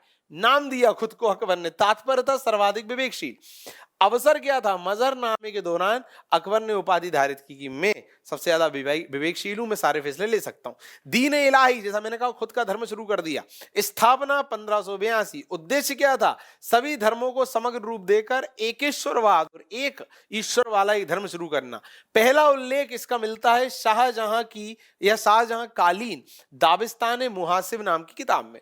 परिणाम क्या हुआ? असफल रहा ये। केवल 17 लोगों ने स्वीकार किया। एकमात्र हिंदू बीरबल था जिसने इसे स्वीकार किया था। क्लियर? ये सब बता दिया, कंप्लीट। चलिए, दीन इलाही की असफलता के लिए क्या कारण जिम्मेदार हैं? इस पे 3 मार्कर आ सकता है। तो 3 पॉइंट। पहला तो प्रचार हेतु कोई विशेष कदम नहीं उठाए गए। दूसरा, जो उत्तराधिकारी थे अकबर के, जहांगीर और ये सब, उनने भी आगे बढ़कर कुछ सहयोग नहीं दिया पिता के काम में। और तीसरा, रूढ़िवादी और जो परंपरागत समाज था वो इसे स्वीकार करने के लिए उस समय तैयार नहीं था। अगला आइए, अकबर द्वारा राजपूतों के प्रति अपनाई गई धार्मिक सहिष्णुता की नीति के उदाहरण। आप सभी जानते हैं अकबर की राजपूत नीति बड़ी फेमस है, बड़ी प्रसिद्ध है, जो कि 16 कुल के सिद्धांत पर ही आधारित थी। उसमें उसने क्या क्या किया? उसमें उसने किस तरह से धार्मिक सहिष्णुता दिखाई, उनको अपना बनाया, इसके उदाहरण उन्होंने मांगे। पहला उदाहरण यह कि राजपूतों को इसने तिलक लगाकर दरबार में आने की आजादी दी। दूसरा, राजपूत रानियों से को धार्मिक स्वतंत्रताएं दी, उनसे विवाह भी किया था। और तीसरा, तीर्थ यात्रा कर हो, जजिया कर हो, उसे समाप्त करा। तो एक तरह से ये क्वेश्चन इस रूप में भी आ सकता है कि अकबर द्वारा धार्मिक उदारता के दौरान क्या क्या काम किए गए, ये बताइए। तो या तो काम पूछ लेंगे तो भी यही बताना है, और उदाहरण पूछ लेंगे तो भी यही बताना है। ठीक, कि राजपूतों से विवाह किया और उनकी रानियों मतलब उनकी बेटियों को अलाउ किया कि तुम अपने धर्म को मान सकती हो। उनके परिवार के लोगों को ऊंचे ऊंचे पद दिए अपने दरबार में, और ये भी कहा कि तुम तिलक लगा के, पगड़ी लगा के, जो भी तुम्हारी मान्यता है उनके साथ तुम जीवन यापन कर सकते हो। मतलब धार्मिक प्रतीकों का सम्मान किया। और ये तीर्थ यात्रा करो, ये सब तो हटा ही दिए थे। चलिए, तौहीद इलाही ये क्या है? अबुल फजल और बदायूनी द्वारा दीन इलाही को दिया गया एक नाम था। ठीक, अगला आइए, भूल का स्मारक या मूर्खता का परिचायक। इतनी बड़ी भूल स्मारक के बराबर। स्मिथ महोदय ने कहा, किसको कहा? दीन इलाही को कहा, उसकी आलोचना करते हुए। आगे बढ़िए, इलाही संवत एक प्रकार का कैलेंडर किसने जारी किया? अकबर ने 1583 में। अकबर द्वारा जारी एक नया कैलेंडर। अगला आइए, सिया के देश में सुन्नी और सुन्नी के देश में सिया। ठीक है, ये किसके लिए कहा जाता था साथियों? अकबर के गुरु जो थे अब्दुल लतीफ, उनके सर्वधर्म सद्भाव के कारण वो हर धर्म को सम्मान देने की बात करते थे। तो जो कट्टर मुसलमान है उनको कहते थे कि तुम सिया के बीच में सुन्नियों की बात करते हो और तुम सुन्नी के बीच में सिया की बात करते हो। ये उनको एक कहा जाता था उनके लिए। चलिए, फादर एका बीवा ये कौन है? देखिए, अकबर के दरबार में ईसाइयों के कई सारे मिशन आए थे। तो ईसाइयों का जो पहला मिशन आया था वो फादर एका बीवा के नेतृत्व में ही आया था 1580 में। ठीक, और कहां? फतेहपुर सीकरी में।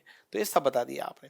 आगे आइए, हिंदी साहित्य का स्वर्णकाल। साथियों, अकबर के काल को हिंदी साहित्य का स्वर्णकाल कहा जाता है, सीधे आपको लिख देना है। अगला आइए, मुगलों की राजकीय भाषा एक लाइन में बता देनी है, फारसी थी। अगला आइए, अकबर की राजपूतनी थी। आप सभी जानते हैं, जैसा मैंने कहा, कि राजपूतों के साथ अच्छे संबंध, अच्छे राजनीतिक संबंध बनाने के क्रम में यह नीति अकबर लाया था, जो सुलह कुल पे आधारित थी। क्यों इसने नीति लाया था? क्योंकि अकबर को राजपूतों की जरूरत थी। क्यों थी जरूरत? क्योंकि भारत की बहुसंख्यक प्रजा या बहुसंख्यक समाज जो है वो हिंदू था, तो हिंदू राजाओं को फेवर में लेना जरूरी है, तभी जनता खुश रहेगी। दूसरा, अकबर को उत्तर पश्चिम मतलब नॉर्थ वेस्ट का जो एरिया इंडिया का, उसे प्रोटेक्ट करना था, तो उसे वीर और योग्य लड़ाकू लोग चाहिए थे, अतः इन राजपूतों से दोस्ती करके इन्हें वहां पर तैनात किया, नौकरी पे रखा और अपने खतरों को टाला। भारत के अंदर भी जो विद्रोह होते थे उन्हें भी रोकने के लिए इसे लड़ाकू लोगों की जरूरत थी, वीर लोगों की जरूरत थी जो राजपूत थे। ये सब एजेंडा थे इसके। जरा देखिएगा तात्पर्य क्या है, अकबर द्वारा राजपूतों के साथ स्थापित राजनीतिक संबंध, यह है राजपूत नीति, पहला पॉइंट। दूसरा पॉइंट, सुलह कुल के सिद्धांत पर आधारित। तीसरा पॉइंट, उद्देश्य क्या था, उत्तर पश्चिम में सीमा सुरक्षा पूर्ण विराम, विद्रोह का दमन पूर्ण विराम, साम्राज्य का विस्तार पूर्ण विराम, हिंदू प्रजा का समर्थन। चार बातें बता दी, क्या बातें क्लियर है? ये आपका 3 मार्कर कंप्लीट हो जाएगा राजपूत नीति पे। अगला आइए, राजपूत नीति की सफलता के लिए अकबर द्वारा कौन कौन से निर्णय लिए गए। धार्मिक मान्यताओं से बाहर जाकर राजपूत कन्याओं से विवाह, इतना सब भी मत लिखो, धार्मिक मान्यताओं से बाहर जाकर ये भी मत लिखो, सीधे लिखो राजपूत कन्याओं से विवाह। दूसरा, धार्मिक विचार थोपने पर निषेध, कुछ थोपा नहीं उन पे। तीसरा, धार्मिक प्रतीकों के प्रयोग की अनुमति, कि ठीक है तुम दरबार में उपस्थित हो रहे हो तो तुम जो भी प्रतीक यूज करते हो, पगड़ी, दाढ़ी, तिलक, कंग, हाथ में कड़ा, ये सब कर सकते हो। अमोघत्व या मूर्खता का परिचायक क्या है भाई, प्रतिपादक। अमोघत्व का सिद्धांत या मूर्खता का परिचायक, ये सिद्धांत किसने दिया, स्मिथ महोदय ने दिया। किसके संबंध में, 1579 में शुरू मजहर नामे को कहा इन्होंने। कारण क्या था, क्योंकि अकबर ने स्वयं को उलेमाओं का निर्णायक बना दिया था। इसे विंसेंट स्मिथ साहब ने कहा था कि ये मूर्खता का परिचायक वाला काम किया है इसने। चलिए, अकबर का मालवा अभियान। अब कोई राजा कहीं अभियान कर रहा है, अब मालवा अभियान हुआ या अकबर के 2-3 और अभियान हुए जो थोड़ा इंपॉर्टेंट है, जिन पे 3 मार्कर आ सकता है, तो हमने इस तरह से डिजाइन कर दिया। कोई भी अभियान में क्या बताओगे, कब हुआ, तो 1560-62 में बाज बहादुर के विरुद्ध हुआ। नेतृत्व किसने किया था अभियान का, अदम खान ने किया था प्रारंभ में। बाद में अकबर ने उसे वापस बुला लिया था। क्यों, क्योंकि अदम खान ने गलत दृष्टि से देखा था रानी रूपमती को, तो इनने कहा कि भाई तुम आ जाओ। अकबर ने कहा ठीक, फिर भेजा अब्दुल्ला खां कालांतर में। और दूसरा रीजन यह था कि बाज बहादुर के फेवर में वहां पर दोबारा विद्रोह हो गया था, तो फिर दबाने के लिए दूसरे आदमी को भेजना पड़ा था। खैर, परिणाम, बाज बहादुर पराजित और रूपमती ने आत्महत्या कर ली थी, वो अदम खां की हरकतों की वजह से। ये पूरा 3 मार्कर। अगला देखिए, अकबर का गढ़कटंगा या मंडला या गोंडवाना अभियान, क्या मामला है, परिचय 1560 में चंदेरी राजकुमारी दुर्गावती के विरुद्ध, नेतृत्व आसफ खान ने किया। क्लियर है, परिणाम क्या हुआ, दुर्गावती ने आत्महत्या कर ली, सीधी सी बात है। अगला आइए, अकबर का चित्तौड़ या मेवाड़ अभियान। साथियों, परिचय 1567 में उदय सिंह के विरुद्ध किया, परिणाम ये हुआ कि अकबर जीत गया। अब विशेष क्या है, अकबर के चरित्र का कलंक माना जाता है। पता है क्यों, क्योंकि अकबर ने इस युद्ध में जिहाद का नारा दिया था और राजपूतों का सरेआम कत्ल करवाए थे। जिहाद मतलब धर्म युद्ध, आप सभी जानते हैं कि धर्म के नाम पर लड़ाई लड़ी थी उसने। एक तरफ तू सहिष्णु शासक बनता है, सभी धर्मों का सम्मान करता है, और एक तरफ तू जिहाद का नारा दे रहा है सैनिकों को मोटिवेट करने के लिए कि मारो दूसरे धर्म के आदमी को। तो ये इसके चरित्र पे कलंक माना जाता है। और दूसरा, राजपूतों का कत्लेआम करवाया, तो पूरी जो राजपूत पॉलिसी थी वो फेल हो गई यहां पर आपकी। क्लियर, जहां आप उनसे सुलह, एक कुल की नीति की बात कर रहे थे, सुलह मशवरा करके आगे बढ़ने की। खैर, तो ये वाली बातें थी। तो कभी क्वेश्चन आ जाए कि अकबर के चरित्र पर कलंक, तो बताइएगा कि चित्तौड़ या मेवाड़ अभियान को कहा जाता है। कारण भी बता दीजिएगा, जिहाद का नारा दिया था और राजपूतों का कत्लेआम करवाया था। खैर, चित्तौड़ या मेवाड़ अभियान अकबर के चरित्र पर कलंक क्यों माना जाता, लो आ गया भैया, तो बता देना। इसी अभियान के दौरान पहली और अंतिम बार जिहाद का नारा दिया, राजपूतों का कत्लेआम करवाया, और एक और चीज सुनो, फतेहनामा मतलब अपनी उपलब्धियों का बखान जारी किया कि देखो मेरी कितनी बड़ी उपलब्धि, राजपूतों को मारा, फतेहनामा। तो कभी क्वेश्चन आ जाए 3 मार्कर में फतेहनामा पे, तो बता देना क्या तात्पर्य, उपलब्धियों का बखान। किसने किया, अकबर ने। कब, मेवाड़ अभियान के बाद। लो आ गया फतेहनामा, तो क्या बताओगे, तात्पर्य उपलब्धियों का बखान। जारी करता कौन है, अकबर। एक पॉइंट और ऐड कर लो यहां, संबंध किससे, इसका संबंध मेवाड़ अभियान से। क्लियर, चलिए। इतिहास का द्रुतगामी अभियान हुआ यह कि अकबर ने गुजरात अभियान किया, गुजरात अभियान में विद्रोहियों का दमन किया और वापस लौटा। रास्ते में ही था कि वहां दोबारा विद्रोह हो गया, तो अकबर 11 दिन के भीतर दोबारा गुजरात पहुंचा, दोबारा उसका दमन किया। बहुत स्पीड में, फास्टेस्ट, ठीक, इसलिए इसको द्रुतगामी अभियान कहा। देखिए क्या कथन करता कौन है, स्मिथ महोदय। संबंध किससे, अकबर का गुजरात अभियान से इसका संबंध है। अब देखो ब्रैकेट में मैंने ईयर भी लिख दिया 72-73। ये डेट लिखने का जो मामला है ये आपको नंबर दिलवा देगा। कारण क्या था, गुजरात से लौटते ही पुनः विद्रोह होने पर 11 दिनों में उसे पुनः दबाना। अकबर का गुजरात अभियान आ गया अलग से, तो सेम 72-73 में हुआ वर्ष। कारण क्या था, मुजफ्फर शाह तृतीय द्वारा जो विरोधी मिर्जा लोग थे अकबर विरोधी, उनको संरक्षण देना। वही परिणाम, पहली बार सफलता, पुनः विद्रोह होने पर 11 दिन में दबाया। ठीक, अगला हल्दी घाटी युद्ध, सेम पैटर्न। वर्ष बताइए, 18 जून 1576, मेवाड़ शासक महाराणा प्रताप के विरोध में लड़ा।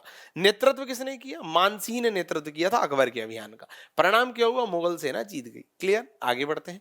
अकबर का पहला दक्षिण अभियान, पहला दक्षिण अभियान वर्ष 1600, विरुद्ध किसके विरुद्ध, अहमदनगर के बुरहानुल मुल्क के विरुद्ध किया था। कारण क्या था, बुरहानुल मुल्क ने अकबर के दूत को अपमानित कर दिया था। यह कारण था, इसके बारे में पीछे ही मैं बता चुका हूं। अब एक और व्यक्तित्व जिसपे 3 मार्क करा सकता है, अब्दुल रहीम खान खाना, पीछे बता चुका हूं। बेरम खां जो थे उसका पुत्र था ये। बाद में जहांगीर मतलब अकबर का जो पुत्र था उसका गुरु बना था। और एक पॉइंट और ऐड कर सकते हो, अकबर के 9 रत्न शामिल, अकबर के 9 रत्न में शामिल। ठीक, और बाबर नामा का इस व्यक्ति ने फारसी में अनुवाद किया था, ये भी हम पीछे देख चुके हैं। तो आप देखिए अब्दुल रहीम खान खाना के बारे में आपने 3 से 4 पॉइंट बता दिए। कौन था, बैरम खां का पुत्र था। दूसरा जहांगीर का गुरु था। तीसरा अकबर के 9 रत्न में था। और चौथा बाबर नामा का फारसी में अनुवाद किया। पूरे नंबर मिल जाएंगे। अगला आइए, अली कुली खां, एक और व्यक्ति।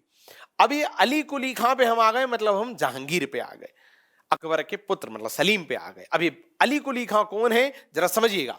जहांगीर जो है उसकी शादी हुई थी नूरजहां से भी, तो नूरजहां जो है उसका जो पहला पति था वो था अली कुली खां। क्लियर है, तो जरा समझिए परिचय क्या है, नूरजहां का पहला पति किस पद पर था, जहांगीर कालीन जो मुगल सेना थी उसके मेवाड़ अभियान का नेतृत्व करता था। इसका उपनाम क्या था, इसका उपनाम था शेर अफगान। क्यों, बिना हथियार के शेर को मारने के कारण। इसने बिना हथियार के शेर को मार दिया था। किसने, अली कुली खान। 3 पॉइंट हो गए, पूरे नंबर मिलेंगे। नूर महली क्या है, ये जो नूरजहां थी इसे आधुनिक फैशन का आविष्कारक माना जाता है। अच्छे फैशन वाले वस्त्र बनाती थी और सजावट वाला मामला, और नई नई शैलियों में काम करती थी। गुलाब के इत्र का इसने आविष्कार किया था अपनी माँ के साथ मिलकर। उसी तरह उसी क्रम में इसने नए डिजाइन के वस्त्र बनाती थी खुद के लिए। उन वस्त्रों को कहा जाता था नूर महली। जरा देखिएगा, नूरजहां द्वारा स्वयं के लिए निर्मित वस्त्र, दैट्स इट। आगे आइए, आधुनिक फैशन का आविष्कारक अभी मैं बता चुका हूं, नूरजहां को माना जाता है। मां असमत बेगम के साथ मिलकर गुलाब के इत्र का आविष्कार किया तथा स्वयं के लिए वस्त्र बनाए, ब्रैकेट में नूर महली। क्लियर, कारण भी बता दिए, किसे कहते हैं ये भी बता दिया। ये जो नूरजहां थी इसका जहांगीर के ऊपर बहुत प्रभाव था। ऐसा माना जाता है कि शासन के केंद्र में यही थी, जहांगीर तो बस एक मुखौटा था। उदाहरण बताइए इसके, जहांगीर पर नूरजहां के प्रभाव के उदाहरण 3 उदाहरण हैं। शाही सिक्के और आदेश पत्रों पर उसका नाम भी अंकित होता था। दूसरा, नूरजहां के पिता को एतमाउद्दौला की उपाधि मिली और वजीर का पद दिया था जहांगीर ने, और नूरजहां के भाई आसफ खां को खाने समा की उपाधि के साथ एक बड़ा पद दिया था। तो उसके पिता और भाई को ऊंचे पद दिए, उसका नाम अंकित होता था हर आदेश में, हर सिक्के में। इससे पता चलता है कि वो बहुत ज्यादा प्रभावी थी। पितरा दुआ क्या था, नूरजहां के जब पिता का देहांत हुआ तो उसने इस शैली में उनका मकबरा बनवाया। जरा देखना, सजावट की एक इटालियन शैली है, ठीक, जिसमें नूरजहां ने पिता ग्यासबेग का मकबरा बनवाया। चलिए आगे आइए, ग्यासबेग का मकबरा अब जाए, पलट के आ जाए क्वेश्चन, क्या बताओगे। निर्माता है नूरजहां, स्थान है आगरा का किला, शैली है सजावट की इटालियन, और विशेष इसमें है कि पूर्ण संगमरमर से निर्मित पहली संरचना मानी जाती है।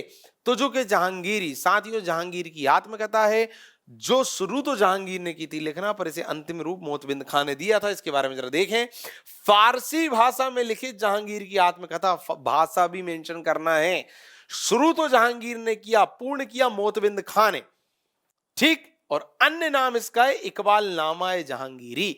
तो अन्य नाम भी बता दिया, भाषा भी बता दी, शुरू किसने किया और खत्म किसने किया ये भी बता दिया। अगला क्वेश्चन है बली का बकरा। साथियों कहानी बड़ी सिंपल है। जहांगीर के 4 पुत्र थे, खुसरो, शहरयार, परवेज और खुर्रम। ठीक, तो जो खुसरो और परवेज है उनकी मृत्यु तो जहांगीर के शासनकाल में ही हो गई थी, पर जहांगीर के मरने के बाद भी जिंदा रहे कौन? शहरयार और खुर्रम। शहरयार जो है उसे शासक बनवाना चाहती थी नूरजहां, क्यों? क्योंकि वो उसका दामाद था। इसके अलावा खुर्रम मतलब शाहजहां को शासक बनवाना चाहता था नूरजहां का ही भाई आसफ खां। अब ये दोनों भाई बहन मतलब नूरजहां और आसफ खां लड़ रहे हैं अपने अपने दामादों को शासक बनवाने के लिए। एक शहरयार को बनवाना चाह रहा है, एक खुर्रम मतलब शाहजहां को बनवाना चाह रहा है। क्लियर? अब हुआ क्या कि जो खुर्रम मतलब शाहजहां है वो दक्षिण के अभियान में व्यस्त था। तो उस समय हुआ ये कि जो नूरजहां है उसने शहरयार मतलब अपने दामाद को गद्दी पे बिठा दिया। तो आसफ खान ने क्या किया? आसफ खान ने पहले तो शहरयार की हत्या करी। अब चूंकि गद्दी खाली थी और खुर्रम तो साउथ में बिजी था, उस खालीपन को भरने के लिए उसने जहांगीर का वो जो पहला पुत्र मैंने बताया आपको खुसरो जो मर चुका है, उसके बेटे दाबर बख्श को कुछ समय के लिए गद्दी पे बिठा दिया कि बेटा तू बन जा राजा। अब दाबर बख्श को लगा कि अरे वाह यार मैं राजा बन गया, पर जैसे ही खुर्रम वापस आया तो आसफ खान ने उस दाबर बख्श को गद्दी से हटा दिया और कहा कि तेरा तो बस यूज किया था बेटा, मतलब एक तरह से तुझे बस क्या बनाया? बली का बकरा। ये छोटी सी कहानी है। अब इसी को देखिए किस तरह से लिखा हुआ है। सबसे पहले बली का बकरा, तो आंसर आएगा दाबर बख्श को कहा जाता है। एक लाइन में पहले तो आपने आंसर दिया कि किसे कहा जाता है? दाबर बख्श को कहा जाता है। अब यहां से मैंने बताया क्यों कहा जाता है, तो बड़े संक्षेप में बताया कि आसफ खान ने शहरयार की हत्या करवाकर, वो जो नूरजहां का कैंडिडेट था उसकी हत्या करवाकर इसे शासक बनाया। ये कौन था? खुसरो का बेटा।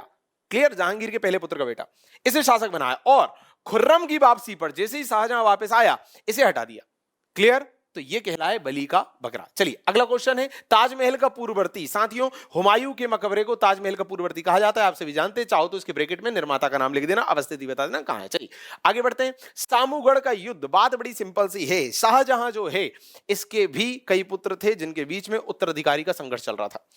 शाह सुजा, मुराद बख्श, दारा शिकोह और औरंगजेब। तो जो शाह सुजा था वो बंगाल क्षेत्र का गवर्नर था। दावर बख्श जो था, आई एम सॉरी, मुराद बख्श जो था वो गुजरात और मालवा क्षेत्र का गवर्नर था। औरंगजेब जो है वो दक्षिण को संभालता था, और जो दारा शिकोह था उसका एक बेटा सबसे बड़ा, वो उसी के साथ रहता था, उसकी सेवा करता था। क्लियर? बात बड़ी सिंपल है। अब शाहजहां के बाद इनके बीच में उत्तराधिकारी का संघर्ष चालू हुआ। इसके क्रम में कई सारी लड़ाइयां हुई, तो प्रमुख लड़ाई दो मानी जाती है, एक सामूगढ़ का युद्ध और एक आगे और आएगा। क्यों मानी जाती है? क्योंकि इन दोनों लड़ाइयों में औरंगजेब ने विजय प्राप्त करी। क्लियर? इसमें प्रारंभिक विजय प्राप्त की थी और जो आने वाली लड़ाई है उसमें अंतिम रूप से विजय प्राप्त की थी, और अपने आप को उत्तराधिकारी मतलब अगले शासक के रूप में प्रतिस्थापित करवा दिया था।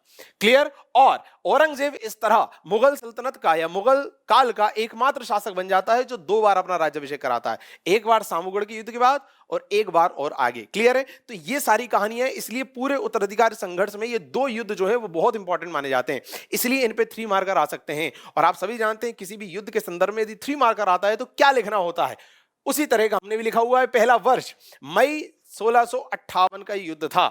दूसरा गुट मतलब कौन कौन लड़ा? दारा शिकोह और औरंगजेब के बीच की लड़ाई थी। क्लियर? परिणाम क्या रहा? दारा शिकोह पराजित, औरंगजेब का प्रथम राज्याभिषेक। अभी बस पराजित हुआ दारा शिकोह, मरा नहीं था, इसलिए यह निर्णायक युद्ध नहीं था। क्लियर? भाई बहुत सारे थे पर मेन लड़ाई इन दोनों के बीच चल रही थी, क्योंकि दारा शिकोह को जो है शाहजहां अपना उत्तराधिकारी घोषित कर चुका था। क्लियर? इसीलिए इनके बीच मेन टक्कर थी, प्रतिस्पर्धा थी। चलिए फिर क्या हुआ? फिर एक और युद्ध हुआ, देवराय का युद्ध। कब हुआ? वर्ष मार्च 1659। इसमें गुट सेम, दारा शिकोह, औरंगजेब। और देखिए ब्रैकेट में मैंने मेंशन किया है उत्तराधिकार संघर्ष का अंतिम व निर्णायक युद्ध था।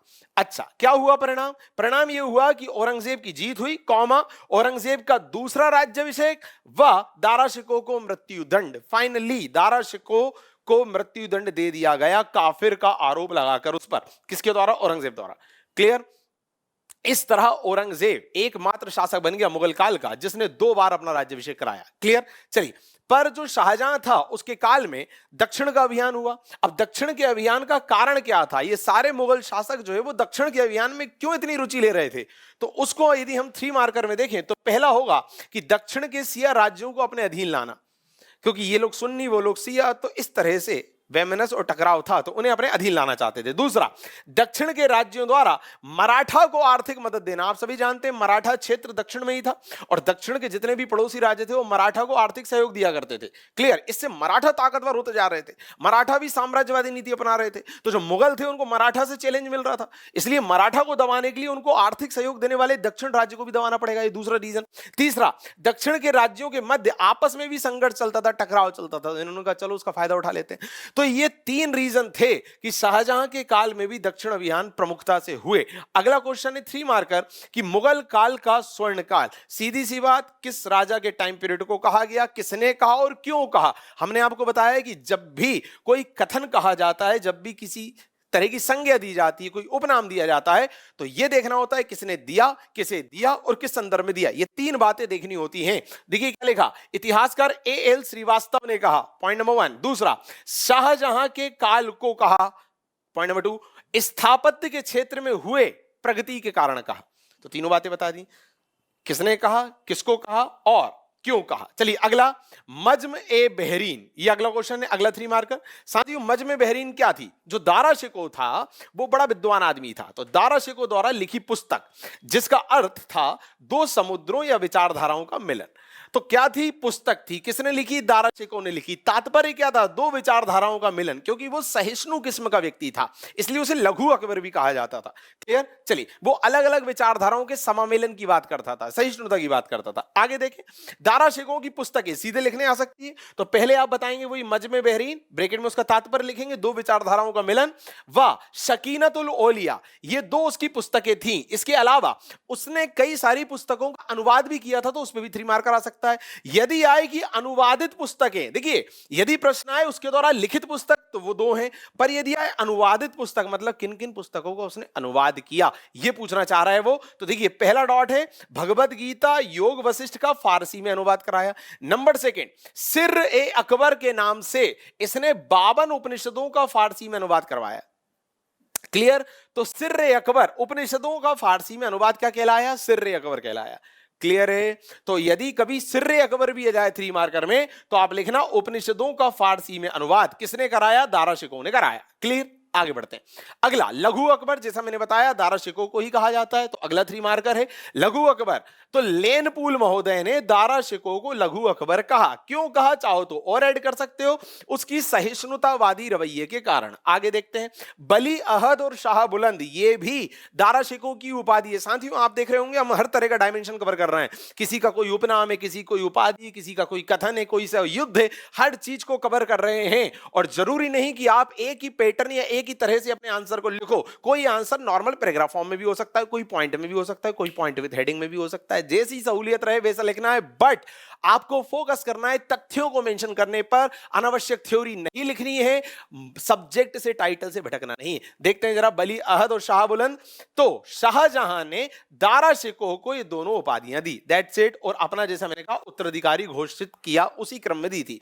अगला क्वेश्चन, एकमात्र मुगल शासक जिसने 2 बार अपना राज्याभिषेक कराया, सीधे बता देंगे भाई ऑब्वियसली औरंगजेब ने कराया, पर कब कब कराया यदि आप बताएं तो आपके नंबर बढ़ जाएंगे। तो पहली बात तो औरंगजेब ने कराया, पॉइंट नंबर 1।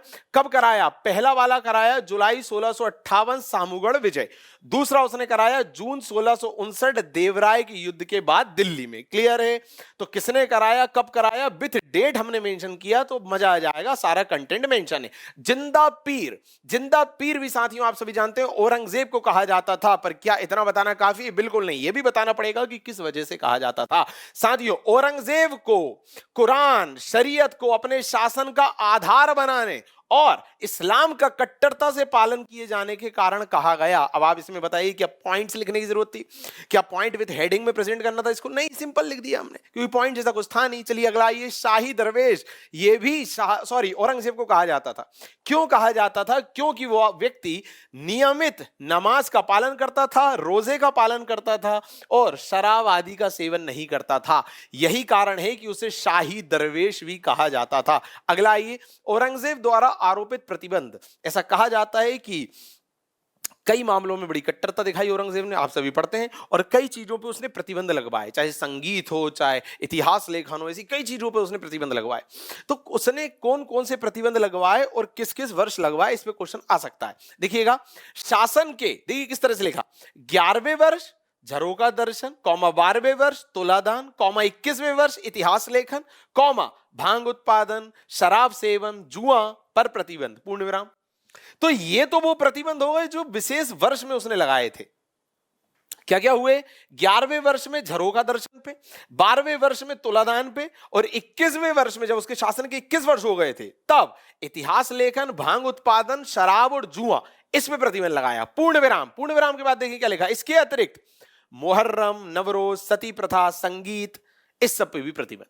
तो अब यदि आपको लग रहा हो कि यार इतने सारे प्रतिबंध हम कैसे लिखेंगे, जगह कम पड़ जाएगी, ये हो जाएगा वो हो जाएगा, तो मैं बार बार मेंशन करता हूं कि हम जो है आपको थोड़ा ज्यादा ही परोसते हैं ताकि इसमें से यदि 80% भी आपको याद रह गया तो आपका आंसर कंप्लीट बन जाएगा वहां पे। तो इस चीज से घबराना नहीं है। यदि आपको लगे किसी में कि भाई आंसर थोड़ा बड़ा हो रहा है तो कम चीजें बता दीजिए भाई। अतिरिक्त वाले जो मैंने बताए जो किसी स्पेशल विशेष वर्ष में नहीं थे तो उनको 2-3 बता के खत्म कर दो, पूर्ण विराम कर दो, सारे क्यों बताना। क्लियर, आगे बढ़े। जाट विद्रोह। साथियों, औरंगजेब के काल में जाट विद्रोह भी हुआ।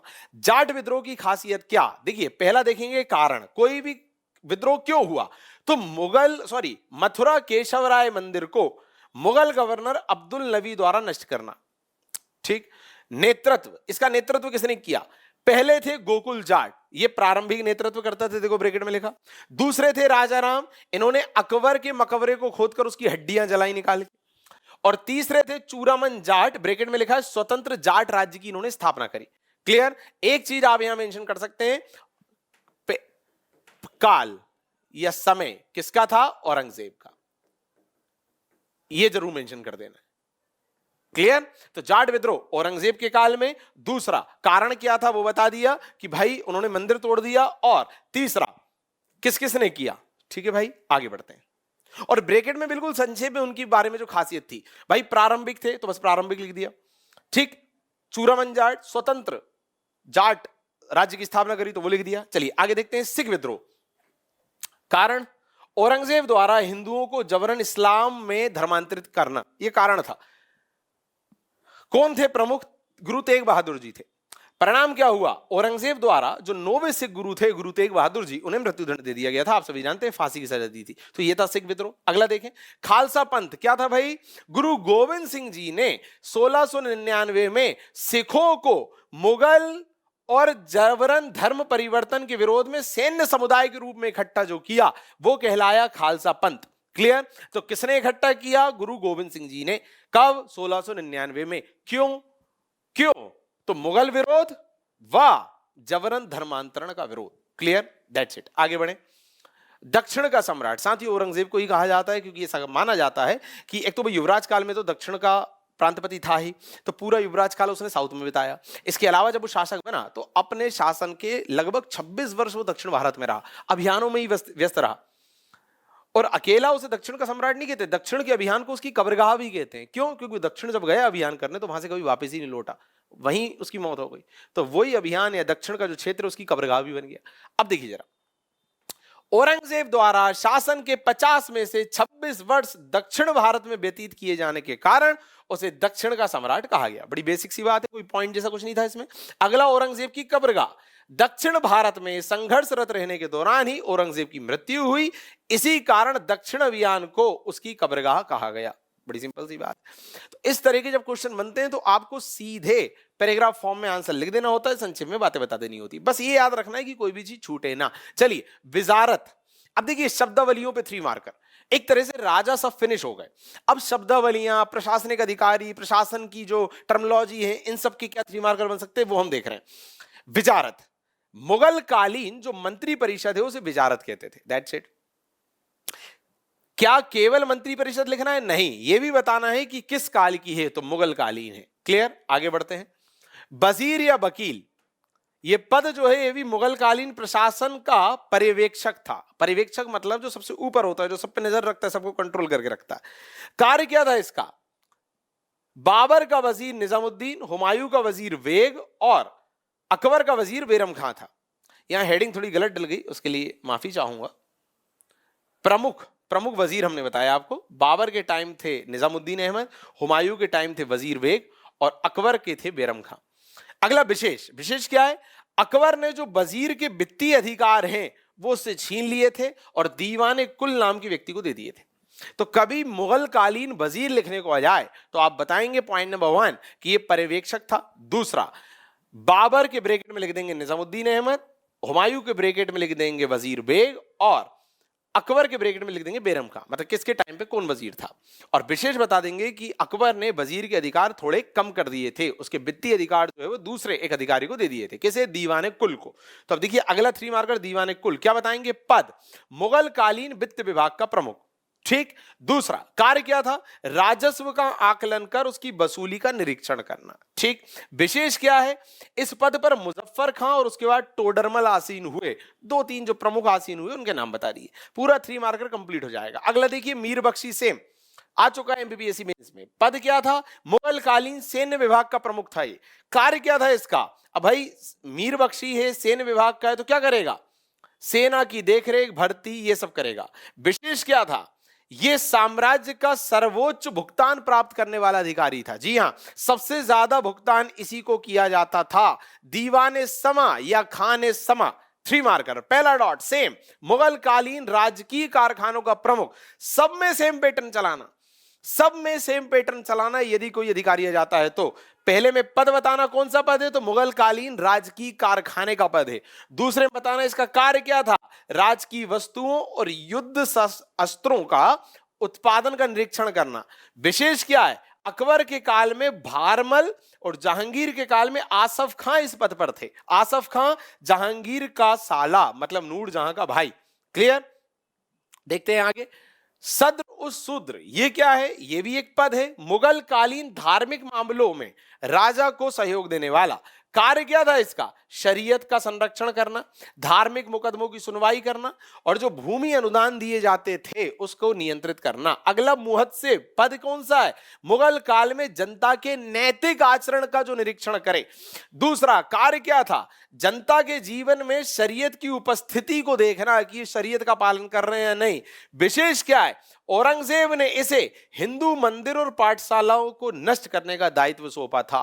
औरंगजेब ने, इंपॉर्टेंट है भाई, काम था उसका केवल ये देखना कि लोग शरीयत का पालन कर रहे हैं नहीं, नैतिक आचरण कर रहे हैं नहीं, पर औरंगजेब ने उससे कहा कि तू ये भी चेक कर, ये भी देख कि हिंदू मंदिर प्रॉपर नष्ट हो रहे हैं या नहीं। चलिए अगला, गुप्त काल में, सॉरी मुगल काल में प्रांत, क्या बताएंगे आप, उपनाम, प्रांतों क्या कहा जाता था, सूबा।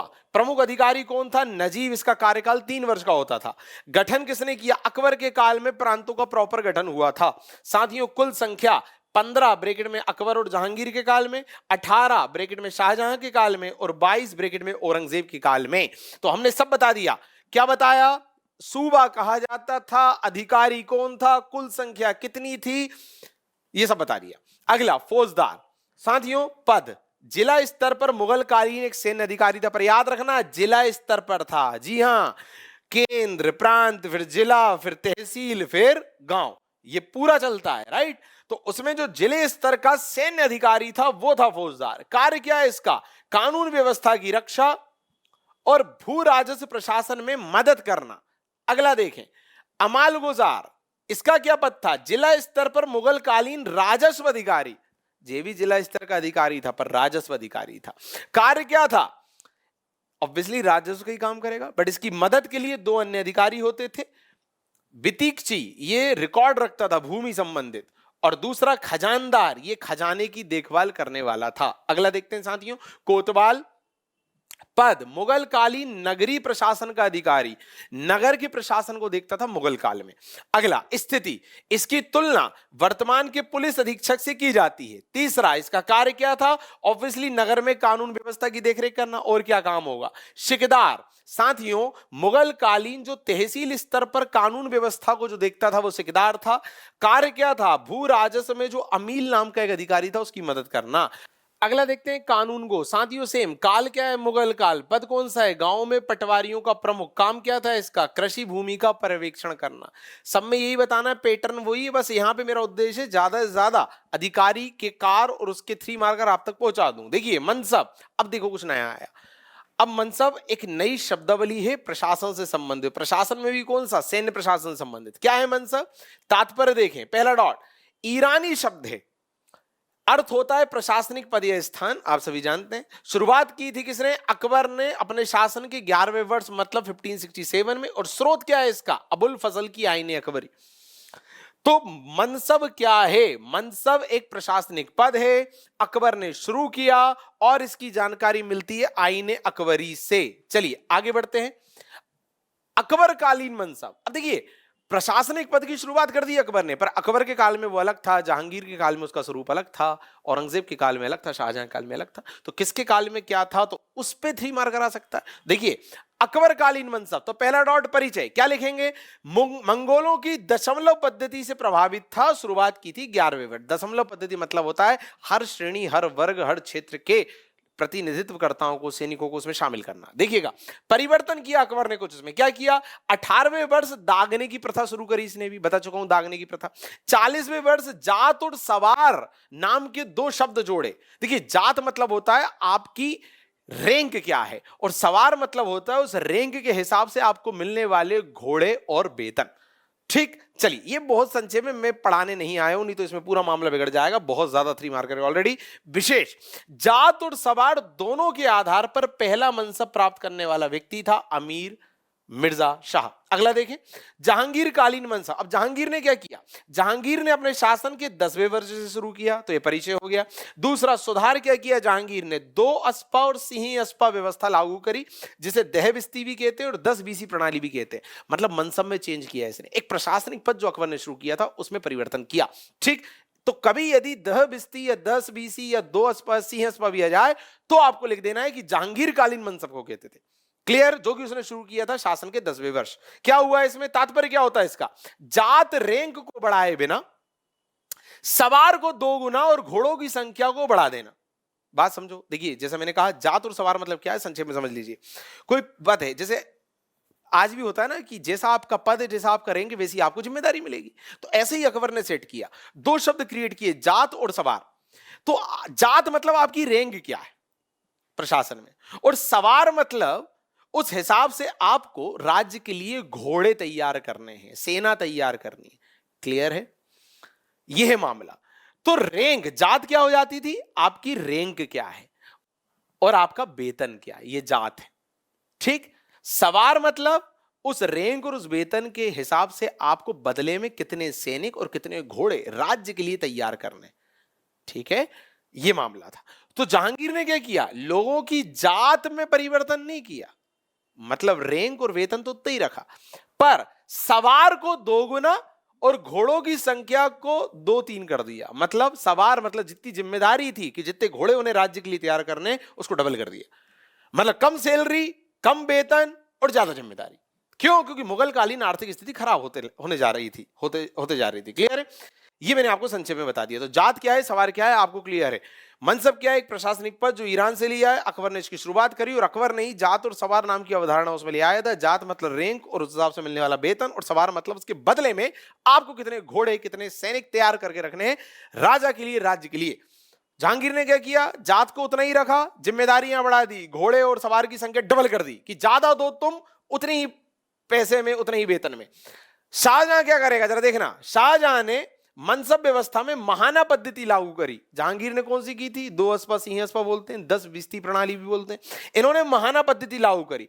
इसमें मनसबदारों को सालाना वेतन ना देकर ये 5, 6, 8 व 10 महीने के वेतन के हिसाब से रखते थे उन्हें, एक पैकेज टाइप का।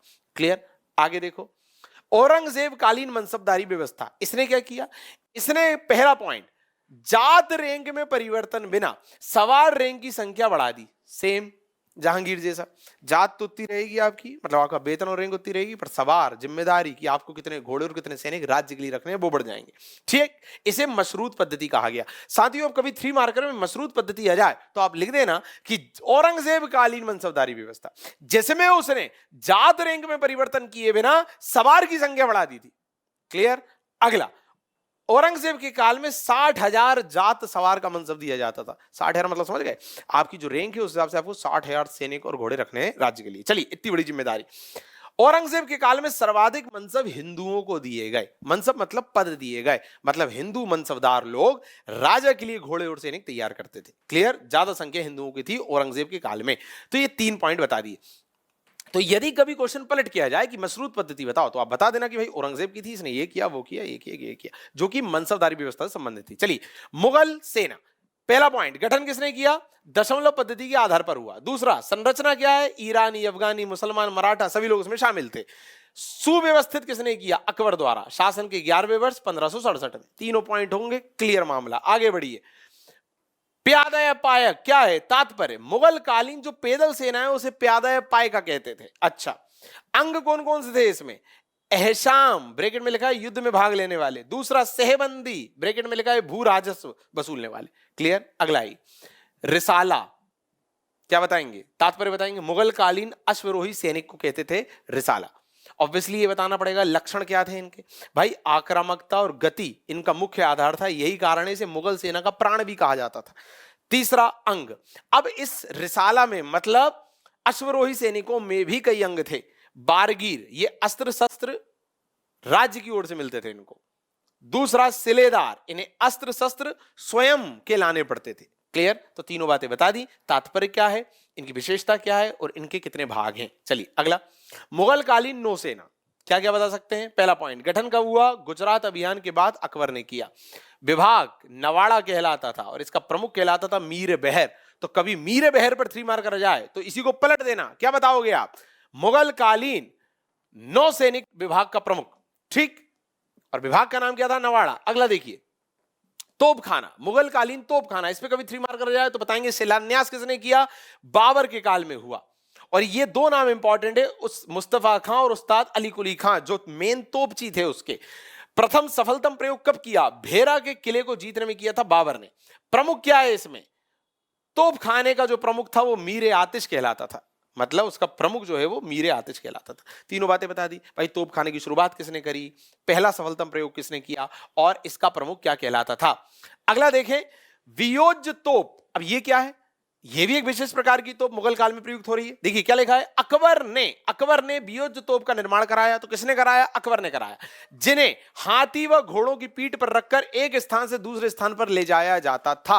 अब इसमें पॉइंट जैसा कुछ नहीं था, सीधे बता दिया किसने करवाया और इसमें क्या था। क्लियर? अगला आइए, गल्ला बख्शी या बटाई, ये क्या मामला थे साथियों? मुगल कालीन भू राजस्व की एक पद्धति थी, गल्ला बख्शी और बटाई। दूसरा डॉट, इसमें फसल का कुछ भाग सरकार द्वारा ले लिया जाता था। ठीक। तीसरा, यह पद्धति काबुल, कश्मीर और थट्टा में प्रचलित थी। तो 3 बातें बता देंगे, 3 नंबर मिल जाएंगे, बटाई, बक्सी और गल्ला में। क्लियर? क्या क्या बताया? क्या थी? तो मुगल कालीन भू राजस्व पद्धति थी। दूसरा, इसमें होता क्या था? इसमें सरकार आपकी फसल का कुछ हिस्सा रख लेती थी। और तीसरा, इस पद्धति को लागू कहां किया गया? तो इस पद्धति को काबुल, कश्मीर और थट्टा क्षेत्र में लागू किया गया। अगला देखें साथियों, कानकूट या दानाबंदी, यह भी एक भू राजस्व पद्धति थी। तो इसके बारे में देखिए, मुगल कालीन भू राजस्व पद्धति। दूसरा पॉइंट, कर का आरोपण व्यक्ति पर नहीं बल्कि व्यक्तियों के समूह पर होता था। क्लियर? ये 2 पॉइंट बता देंगे। अगला, नसक, ये भी भू राजस्व की पद्धति है। तो क्या लिखेंगे? मुगल कालीन भू राजस्व पद्धति। दूसरा पॉइंट, बिना भूमि मापन के जो खड़ी फसल होती थी उसके अनुमान के आधार पर टैक्स ले लिया जाता था। यह व्यवस्था बंगाल में थी। तो ओवरऑल 3 बातें बताते चल रहे हैं, एज इट इज आपको लिख देनी है। तो ये कुछ भू राजस्व की अलग अलग पद्धतियां थी जो अकबर के शासन के पहले तक थी। फिर अकबर आए, अकबर ने अपने शासनकाल में ये दहसाला बंदोबस्त नाम की भू राजस्व व्यवस्था शुरू की थी। तो दहसाला के पहले तक थी वो सब। देखिए अब आ गया कभी दहशाला, तो क्या बताएंगे? तात्पर्य, 1571 से 1581 को आधार वर्ष मानकर भूमापन पश्चात 10 वर्षों के लिए निर्धारित भू राजस्व व्यवस्था। साथ ही बहुत सारी बातें बता दी मैंने, बहुत मेहनत लगी थी इसको जमाने में मुझे। होता क्या था, दहसाला को दहसाला बोल क्यों रहा है? क्योंकि वो 10 साल के लिए तय हो जाती थी। अब 10 साल के लिए किसी चीज को तय कर रहे हो तो एक आधार पर सेट करना पड़ेगा ना कि किस वर्ष का मूल्य निर्धारित कर रहे हैं हम, किस वर्ष के आधार पर चीजें तय होंगी। तो आधार वर्ष था 71 से 81। ठीक। भूमापन पश्चात 10 वर्षों के लिए राजस्व को तय कर देते थे। क्लियर? अन्य नाम इसका था जब्ती प्रणाली और टोडरमल व्यवस्था। क्यों? क्योंकि टोडरमल ने इसे लागू किया था। अगला, शुरुआत अकबर द्वारा हुई थी शासन के 24वें वर्ष 1580 में, और मापन इसमें करते थे ये लोग लोहे की चेन से। क्योंकि भू मापन करना है, भू राजस्व व्यवस्था करनी है तो आपको मापन भी करना पड़ेगा, तो लोहे की चेन से मापन करते थे साथियों। तो देखिए मैंने सारी बातें बताई और एक चीज पे आपको ध्यान देना है कि 24वें वर्ष, शासन के 24वें वर्ष अकबर ने लागू किया। तो ये ईयर जो है ये आपको नंबर दिलाएगा। सॉरी, 1580 में लागू किया तो ये जो ईयर है ये आपको नंबर दिलाएगा, क्योंकि इतिहास में मैं कहता हूं कि आप यदि डेट मेंशन करेंगे तो ये सॉरी ये ज्यादा अच्छा होगा। आगे बढ़ते हैं। पोलज भूमि अब एक विशेष प्रकार की भूमि है, जरा देखें। मुगल कालीन ऐसी भूमि जिस पर एक वर्ष में 2 बार फसल उगाई जाती थी या उगाई जाए उसे पोलज भूमि कहते थे। अगला देखें, पड़ती भूमि। हमारे ये भी शब्द चलता है पड़ती भूमि। पड़ती भूमि क्या था? मुगल कालीन ऐसी भूमि जिसे 2 फसलों के उत्पादन के बाद 1 वर्ष के लिए खाली छोड़ दिया जाता था। भाई 2 वर्ष तक उत्पादन हुआ और उसके बाद 1 वर्ष के लिए उसे खाली छोड़ दिया, मतलब पड़ती छोड़ दिया जमीन को। ठीक, अगला देखिए, चाचर भूमि। ये क्या था साथियों? मुगल कालीन ऐसी भूमि जिस पर 3 या 4 वर्ष में 1 बार खेती की जाती थी, उसे चाचर भूमि कहते थे। अगला बंजर भूमि, बताने की जरूरत नहीं है। मुगल कालीन ऐसी भूमि जिस पर 5 वर्षों तक भी खेती नहीं हो पाई, तो भैया बंजर डिक्लेयर हो गई वो। तो ओवरऑल इन सब पे 3 मार्कर आ जाते हैं, और ज्यादा कुछ नहीं हो तो आप 1 लाइन में आंसर कंप्लीट कर दो। क्लियर? आगे देखते हैं। मुगल काल में कृषक। अभी कृषक कई प्रकार के होते थे, इसलिए मैंने मुगल कालीन कृषक पे अलग से एक 3 मार्कर बना दिए। देखिए, पहला है खुदकाश्त। ये क्या है? ऐसे किसान जो उसी गांव की भूमि पर खेती करते थे जहां के वो निवासी हैं। दूसरा पाही कास्त, ये दूसरे गांव जाकर खेती करते थे। तीसरा मुजारियन, ये खुदकास्त। खुदकास्त मतलब ये वाले जो थे, इन कृषकों से भूमि किराए पर लेके खेती करते थे। तो एक एक लाइन में सबके तात्पर्य बता दिए। क्लियर? अगला आइए, जागीरदारी व्यवस्था। बात बड़ी सिंपल है, जागीर मतलब जमीन को कहते हैं। होता क्या था? मुगल काल में नगद वेतन के स्थान पर जागीर या भूखंड दे दिया गया, ये हो गई जागीरदारी व्यवस्था। अगला, अकबर कालीन जागीर। अब अकबर भी जागीर मतलब जमीनें दे रहा है वेतन के स्थान पर। तो अकबर के काल में इतने तरह की जागीरें विद्यमान थी। पहला था जागीर तनख्वाह, इसमें क्या होता था? वेतन के रूप में दी गई जागीर। एक था मसरूत जागीर, किसी व्यक्ति को सशर्त मतलब कुछ शर्तों के साथ दी गई जागीर। इनाम जागीर, वेतन के अलावा कार्य से रहित प्रदान की गई जागीर, मतलब वेतन तो देंगे ही आपको आपके काम के लिए, और अलग से भी जमीन दे दी खुश होके। ठीक। इनाम जागीर, इसलिए नाम है, इनाम के रूप में दी। और बतन जागीर, किसी अधीनस्थ शासक मतलब राजा ने किसी को हराया, उस अधीनस्थ शासक को उसके क्षेत्र में ही जागीर दे दी कि चल तू तेरे ही क्षेत्र में तू खेती कर, जमीन का यूज कर, हमें बस टैक्स दे दिया करना। ठीक, इस तरह से ये 4 प्रकार की जागीरें थी। अलदगमा, ये क्या है साथियों? जहांगीर के काल में मुस्लिम कुलीनों को दी गई जागीर अलदगमा कहलाती थी। अगला, इजारेदारी व्यवस्था। शाहजहां के काल में राजस्व वसूली की व्यवस्था जिसमें ठेके पर जमीन दे दी जाती थी। क्लियर? अगला देखें, अकबर कालीन स्थापत्य, मतलब अकबर ने किन किन चीजों का स्थापत्य या निर्माण कराया और उसकी विशेषता क्या थी। तो पहला संरचना, साथियों अधिकतर लाल पत्थरों का प्रयोग होता था। दूसरा शैली क्या है? ईरानी और भारतीय शैली का इनमें समन्वय देखने को मिलता है, और जो सजावट है वो इस्लामी शैली में की गई है। इसके अलावा तीसरा पॉइंट आ जाएगा, यहाँ टाइपिंग का एरर हो गया, जो टाइप नहीं हो पाया उसके लिए क्षमा चाहता हूं।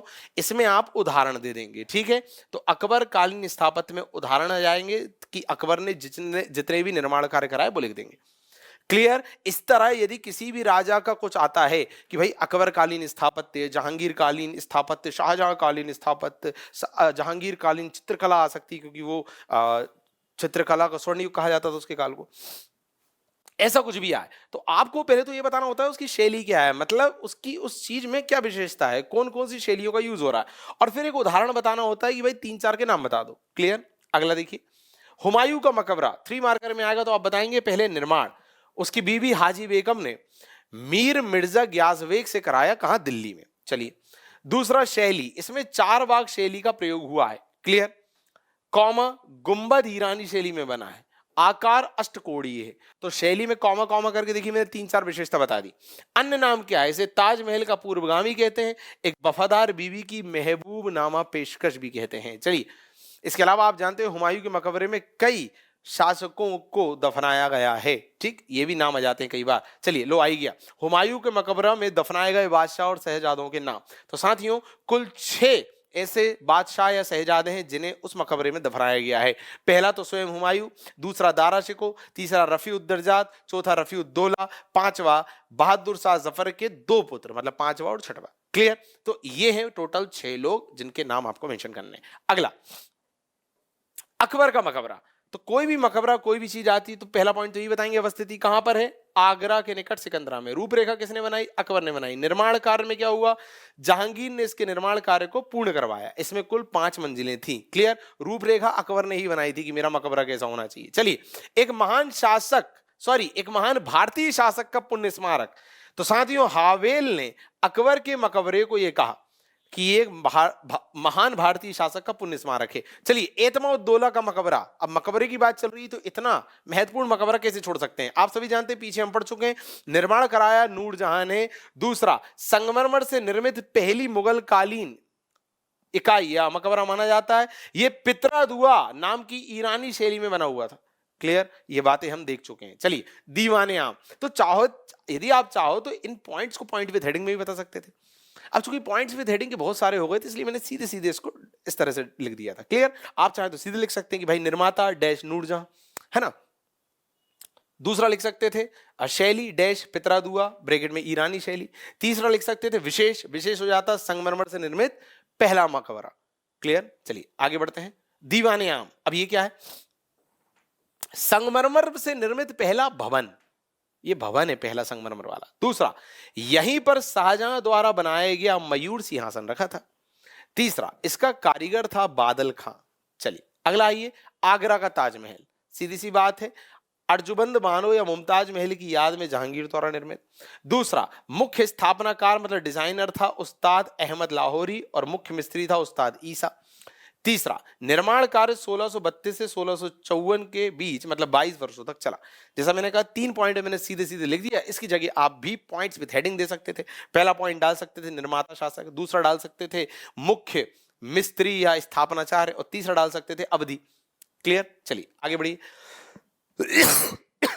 बीवी का मकबरा या राबिया उद्दौरानी का मकबरा, आप सभी जानते हैं, सबसे पहले बताएंगे अवस्थिति, तो औरंगाबाद में है। स्थापत्य शैली थी ताजमहल के बिल्कुल समान, ठीक, और इसका अन्य नाम था द्वितीय ताजमहल या ताजमहल की अधूरी नकल। चलिए अगला, मुगल कालीन चित्रकला। अब पूरे मुगल टाइम पीरियड की चित्रकला पूछ ली तो पहले हमने बताया स्वरूप, तो फारस तथा भारतीय चित्रकला का सम्मिश्रण। क्लियर, फारस का क्या था? फारस का जो दरबारी जीवन होता था वो दिखाया गया, और भारतीय क्या था? धार्मिक विषय भारत के मेंशन किए गए। शुरुआत किसने की? बाबर ने। कौमा व्यवस्थित शुरुआत किसने की? हुमायूं ने। संज्ञा, चित्रकला का रचनात्मक काल ब्रैकेट में अकबर, स्वर्ण काल ब्रैकेट में जहांगीर। मतलब चित्रकला का रचनात्मक काल अकबर के काल को कहा जाता है और चित्रकला का स्वर्ण काल कहा जाता है जहांगीर के काल को। तो 3 पॉइंट्स में हमने इसे भी कंप्लीट कर दिया। पूर्व का राफेल, साथियों बाबर के काल में बेहजाद नाम का जो चित्रकार था उसे कहा जाता था। तो किसे कहा जाता था? बेहजाद को। ये क्या था? ये चित्रकार था। किस किस काल में था? बाबर के काल में था। 3 बातें बता दी, आगे बढ़िए। दसवंत, फिर वही व्यक्ति या कलाकार से रिलेटेड आता है, तो आपको ये पैटर्न रखना है। सबसे पहले परिचय बताओ कि भाई अकबर के काल का प्रमुख चित्रकार था जो कि कुमार का बेटा था, जिसने आत्महत्या भी कर ली थी बाद में। चलिए दूसरा, कार्य क्या किया इसने? रज्मनामा का चित्रण किया था। तीसरा, विशेष क्या है? अबुल फजल ने अपने समय का सर्वश्रेष्ठ चित्रकार इसे माना। चलिए, मैं चित्र देखकर बता सकता हूं कि ये किसने बनाया है, एक प्रकार का कथन है। तो साथियों एक कथन दिया था जहांगीर ने। क्यों? क्योंकि उसे चित्रकारी का बहुत शौक था, उसने बहुत काम किया चित्रकला के क्षेत्र में। देखिए क्या लिखा है, अपनी आत्मकथा तुझो के जहांगीरी में जहांगीर ने कहा कि मैं चित्र देखकर बता सकता हूं कि इसे किसने बनाया है। अगला, अबुल हसन। साथियों जहांगीर कालीन चित्रकार, पॉइंट नंबर 1, तो सबसे पहले तो ये बताना होता है कि भाई कौन है, तो जहांगीर के टाइम पे आया हुआ या उसके टाइम का चित्रकार है। दूसरा, तुझो के जहांगीरी के मुख्य पृष्ठ पर इसने जहांगीर का चित्र बनाया था। क्लियर। दूसरा, ये जहांगीर का सर्वप्रिय चित्रकार था। तो साथियों क्या काम किया महत्वपूर्ण ये बता दिया, कौन है किसके टाइम पीरियड से संबंधित है ये बता दिया, और ये किस चीज के लिए प्रसिद्ध है ये बता दिया। अगला, मंसूर, क्या है मामला? जहांगीर कालीन चित्रकारी भी। दूसरा, ये प्रकृति और पशुओं के चित्र बनाने में पारंगत था। और तीसरा विशेष, जहांगीर ने इसे नादिर उल अस्व की उपाधि दी। क्लियर, तीनों विशेष पॉइंट। इस तरह से किसी भी व्यक्ति, किसी भी कलाकार के बारे में यदि कभी कुछ आता है, आपको यही करना है कि वो कौन है, तो चित्रकार है। किसके टाइम पीरियड का है? तो जहांगीर के टाइम पीरियड का। तो कौन है प्लस किसके टाइम पीरियड का ये बताना है। दूसरा, वो किस विधा से संबंधित है, मतलब जैसे चित्रकार भी है तो चित्रकार में क्या है, तो भैया वो प्रकृति और पशुओं के चित्र बनाता है, ऐसा। तीसरा, उसके बारे में कुछ और अतिरिक्त यदि विशेष हो कि उसे कोई उपाधि मिली है या उसने कुछ बड़ा क्रिएट कर दिया है, तो वो सब बता दो। ठीक, आगे बढ़ते हैं।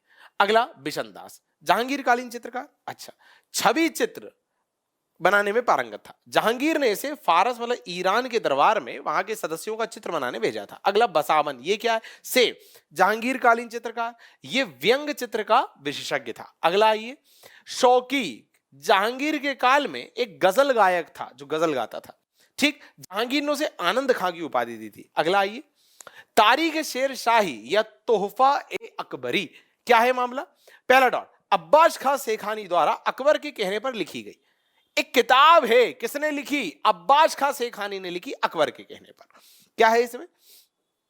शेर शाह के सामान्य प्रशासन और राजस्व प्रशासन की जानकारी। जैसा आप जानते हैं अकबर ने अधिकांश शासन और प्रबंधन के काम शेर शाह से प्रेरित होकर किए थे। क्लियर? तो ये उसी से संबंधित है। चलिए अगला आइए, मुंतखाफ उल तबारीख किताब है, ऑब्वियसली तो बताएंगे रचना किसने की? बदायूनी ने। ये एकमात्र अकबर कालीन ग्रंथ है जो अकबर को समर्पित नहीं है। ठीक, तीसरा, बदायूनी ने इसमें अकबर के इस्लाम विरोधी कार्यों की एक सूची प्रस्तुत की है कि अकबर ने इस्लाम के विरोध में क्या क्या किया। क्लियर? तो फिर वही बात मैं आपको बता चुका हूं कि यदि पॉइंट्स विद हेडिंग में लिखने का यदि आपका मन है तो इसी में हेडिंग्स क्रिएट कर दो। चाहो तो पहली हेडिंग डाल दो भाई रचनाकार डैश बदायूनी, दूसरी हेडिंग डाल दो भाई कि विशेष, तो विशेष क्या है? एकमात्र अकबर कालीन ग्रंथ जो अकबर को समर्पित नहीं। और तीसरी चाहो तो हेडिंग डाल दो वर्णन, तो किस चीज का वर्णन है? या विषय क्या है? तो वर्णन है अकबर के इस्लाम विरोधी सूचियों का। चलिए, इस्लाम विरोधी कामों का। चलिए, अकबर कालीन सिक्के, तो साथियों अकबर ने 3 प्रमुख सिक्के चलाए थे। तो पहला था मोहर या संसब, सीधे लिख देंगे क्या था? सोने का सिक्का था जो सर्वाधिक प्रचलित सिक्का था इस टाइम पीरियड का। संशव, ये सबसे बड़ा सोने का सिक्का था। और तीसरा जलाली, ये चांदी का सिक्का था। इंपॉर्टेंट इसमें यह है कि इसमें राम सिया लिखा हुआ था। क्लियर? तो 3 सिक्के और उनके तात्पर्य मैंने एक एक लाइन में बता दिए, पूरे नंबर मिल जाएंगे। अगला शेर शाह कालीन सिक्के, अब देखिए यहां भी थोड़ा सा मिस्टेक हो गई, सिक्के लिखा हुआ नहीं है। ठीक, तो पहला अशरफी, ये सोने का सिक्का था। दूसरा रुपए, ये चांदी का सिक्का था जो 175 ग्रेन का था। और तीसरा दाम, ये तांबे का सिक्का था। क्लियर? चलिए आगे आइए, फादर एंटोनी मोसेरात, क्या है भाई?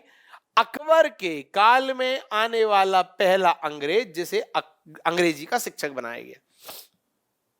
ठीक, अगला, इन सब पे आ जाते हैं बेटा 3 मार्कर। रॉल्फ फिच, प्रथम अंग्रेज जिसने भारतीय जनजीवन के संबंध में लिखा। ओके, जीन बैप्टिस्ट ट्रेनेवियर, कौन है भाई? शाहजहां कालीन है, नंबर 1। पेशे से जोहरी है, नंबर 3। कोहिनूर हीरा और सती प्रथा का वर्णन किया। तो आपको किसी भी यात्री या इस तरह का कोई आगमन होता है तो ये बताना है कि किसके टाइम पीरियड का है। देखिए, शाहजहां कालीन फ्रेंच डॉक्टर था जो सूरत में आया। दूसरा, इसका यात्रा वृत्तांत ट्रेवल्स इन मुगल एम्पायर कहलाया। अगला आइए, मनुची, औरंगजेब कालीन इटली यात्री, औरंगजेब कालीन था और इटली यात्री था। इसने स्टोरियो डी मोगोर नाम का वृत्तांत लिखा और दारा शिकोह के दरबार में नौकरी भी की थी इसने। क्लियर? तो ओवरऑल आपने क्या देखा कि जब भी किसी का आगमन हो रहा है तो आप ये बताइए कहां से आया है। जैसे हमने बताया इटली से आया कि कहां से आया। दूसरा ये बताइए किसके टाइम में आया। तीसरा ये बताइए इसने क्या विशेष किया। ठीक, क्या रचा या क्या वृत्तांत लिखा।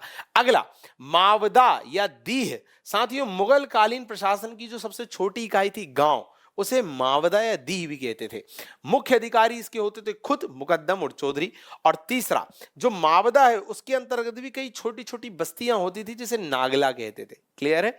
तो 3 पॉइंट हमने बता दिए कि मुगल कालीन प्रशासन की सबसे छोटी इकाई थी, इसके अधिकारी कौन कौन थे और इसके अंतर्गत भी क्या था। अगला, ये चकला, ये क्या है? शाहजहां के काल में जो सरकार और परगना, परगना मतलब एक तरह से तहसील और सरकार उससे ऊपर वाली चीज, थोड़ा इन दोनों के बीच में जो एक प्रशासनिक इकाई थी उसे चकला कहते थे। क्लियर? तो ऑब्वियसली कोई प्रशासनिक इकाई है तो उसका स्तर कौन सा है, किस किस के बीच में है। दूसरा, किसके टाइम पीरियड से संबंधित है। अच्छा, मुगल कालीन यदि हम न्याय की बात करें, क्वेश्चन आ सकता है 3 मार्कर। तो पहले तो ये बताएंगे कि न्याय का सर्वोच्च राजा था, बड़ी सिंपल सी बात।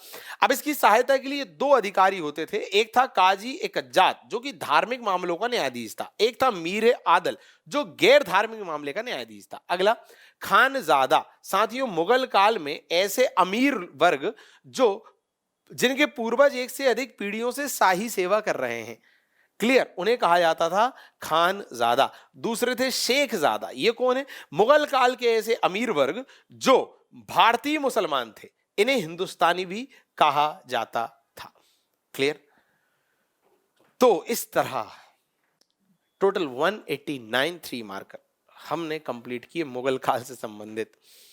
बाद के जो 3 मार्कर जिनमें समझने जैसा कुछ नहीं था उनको मैंने बहुत स्पीड में आगे बढ़ाया, पर साथ में मैं ये बताता गया कि इस तरह के क्वेश्चन में किन किन बिंदुओं को रेखांकित करना है या ध्यान रखना है। आशा करता हूं कि मेरा ये प्रयास आपके लिए उपयोगी सिद्ध होगा। संक्षेप में समझा के पूरा रिवीजन कराने का हमारा प्रयास है और ज्यादा से ज्यादा 3 मार्कर आपको देने का प्रयास है। बहुत बहुत धन्यवाद।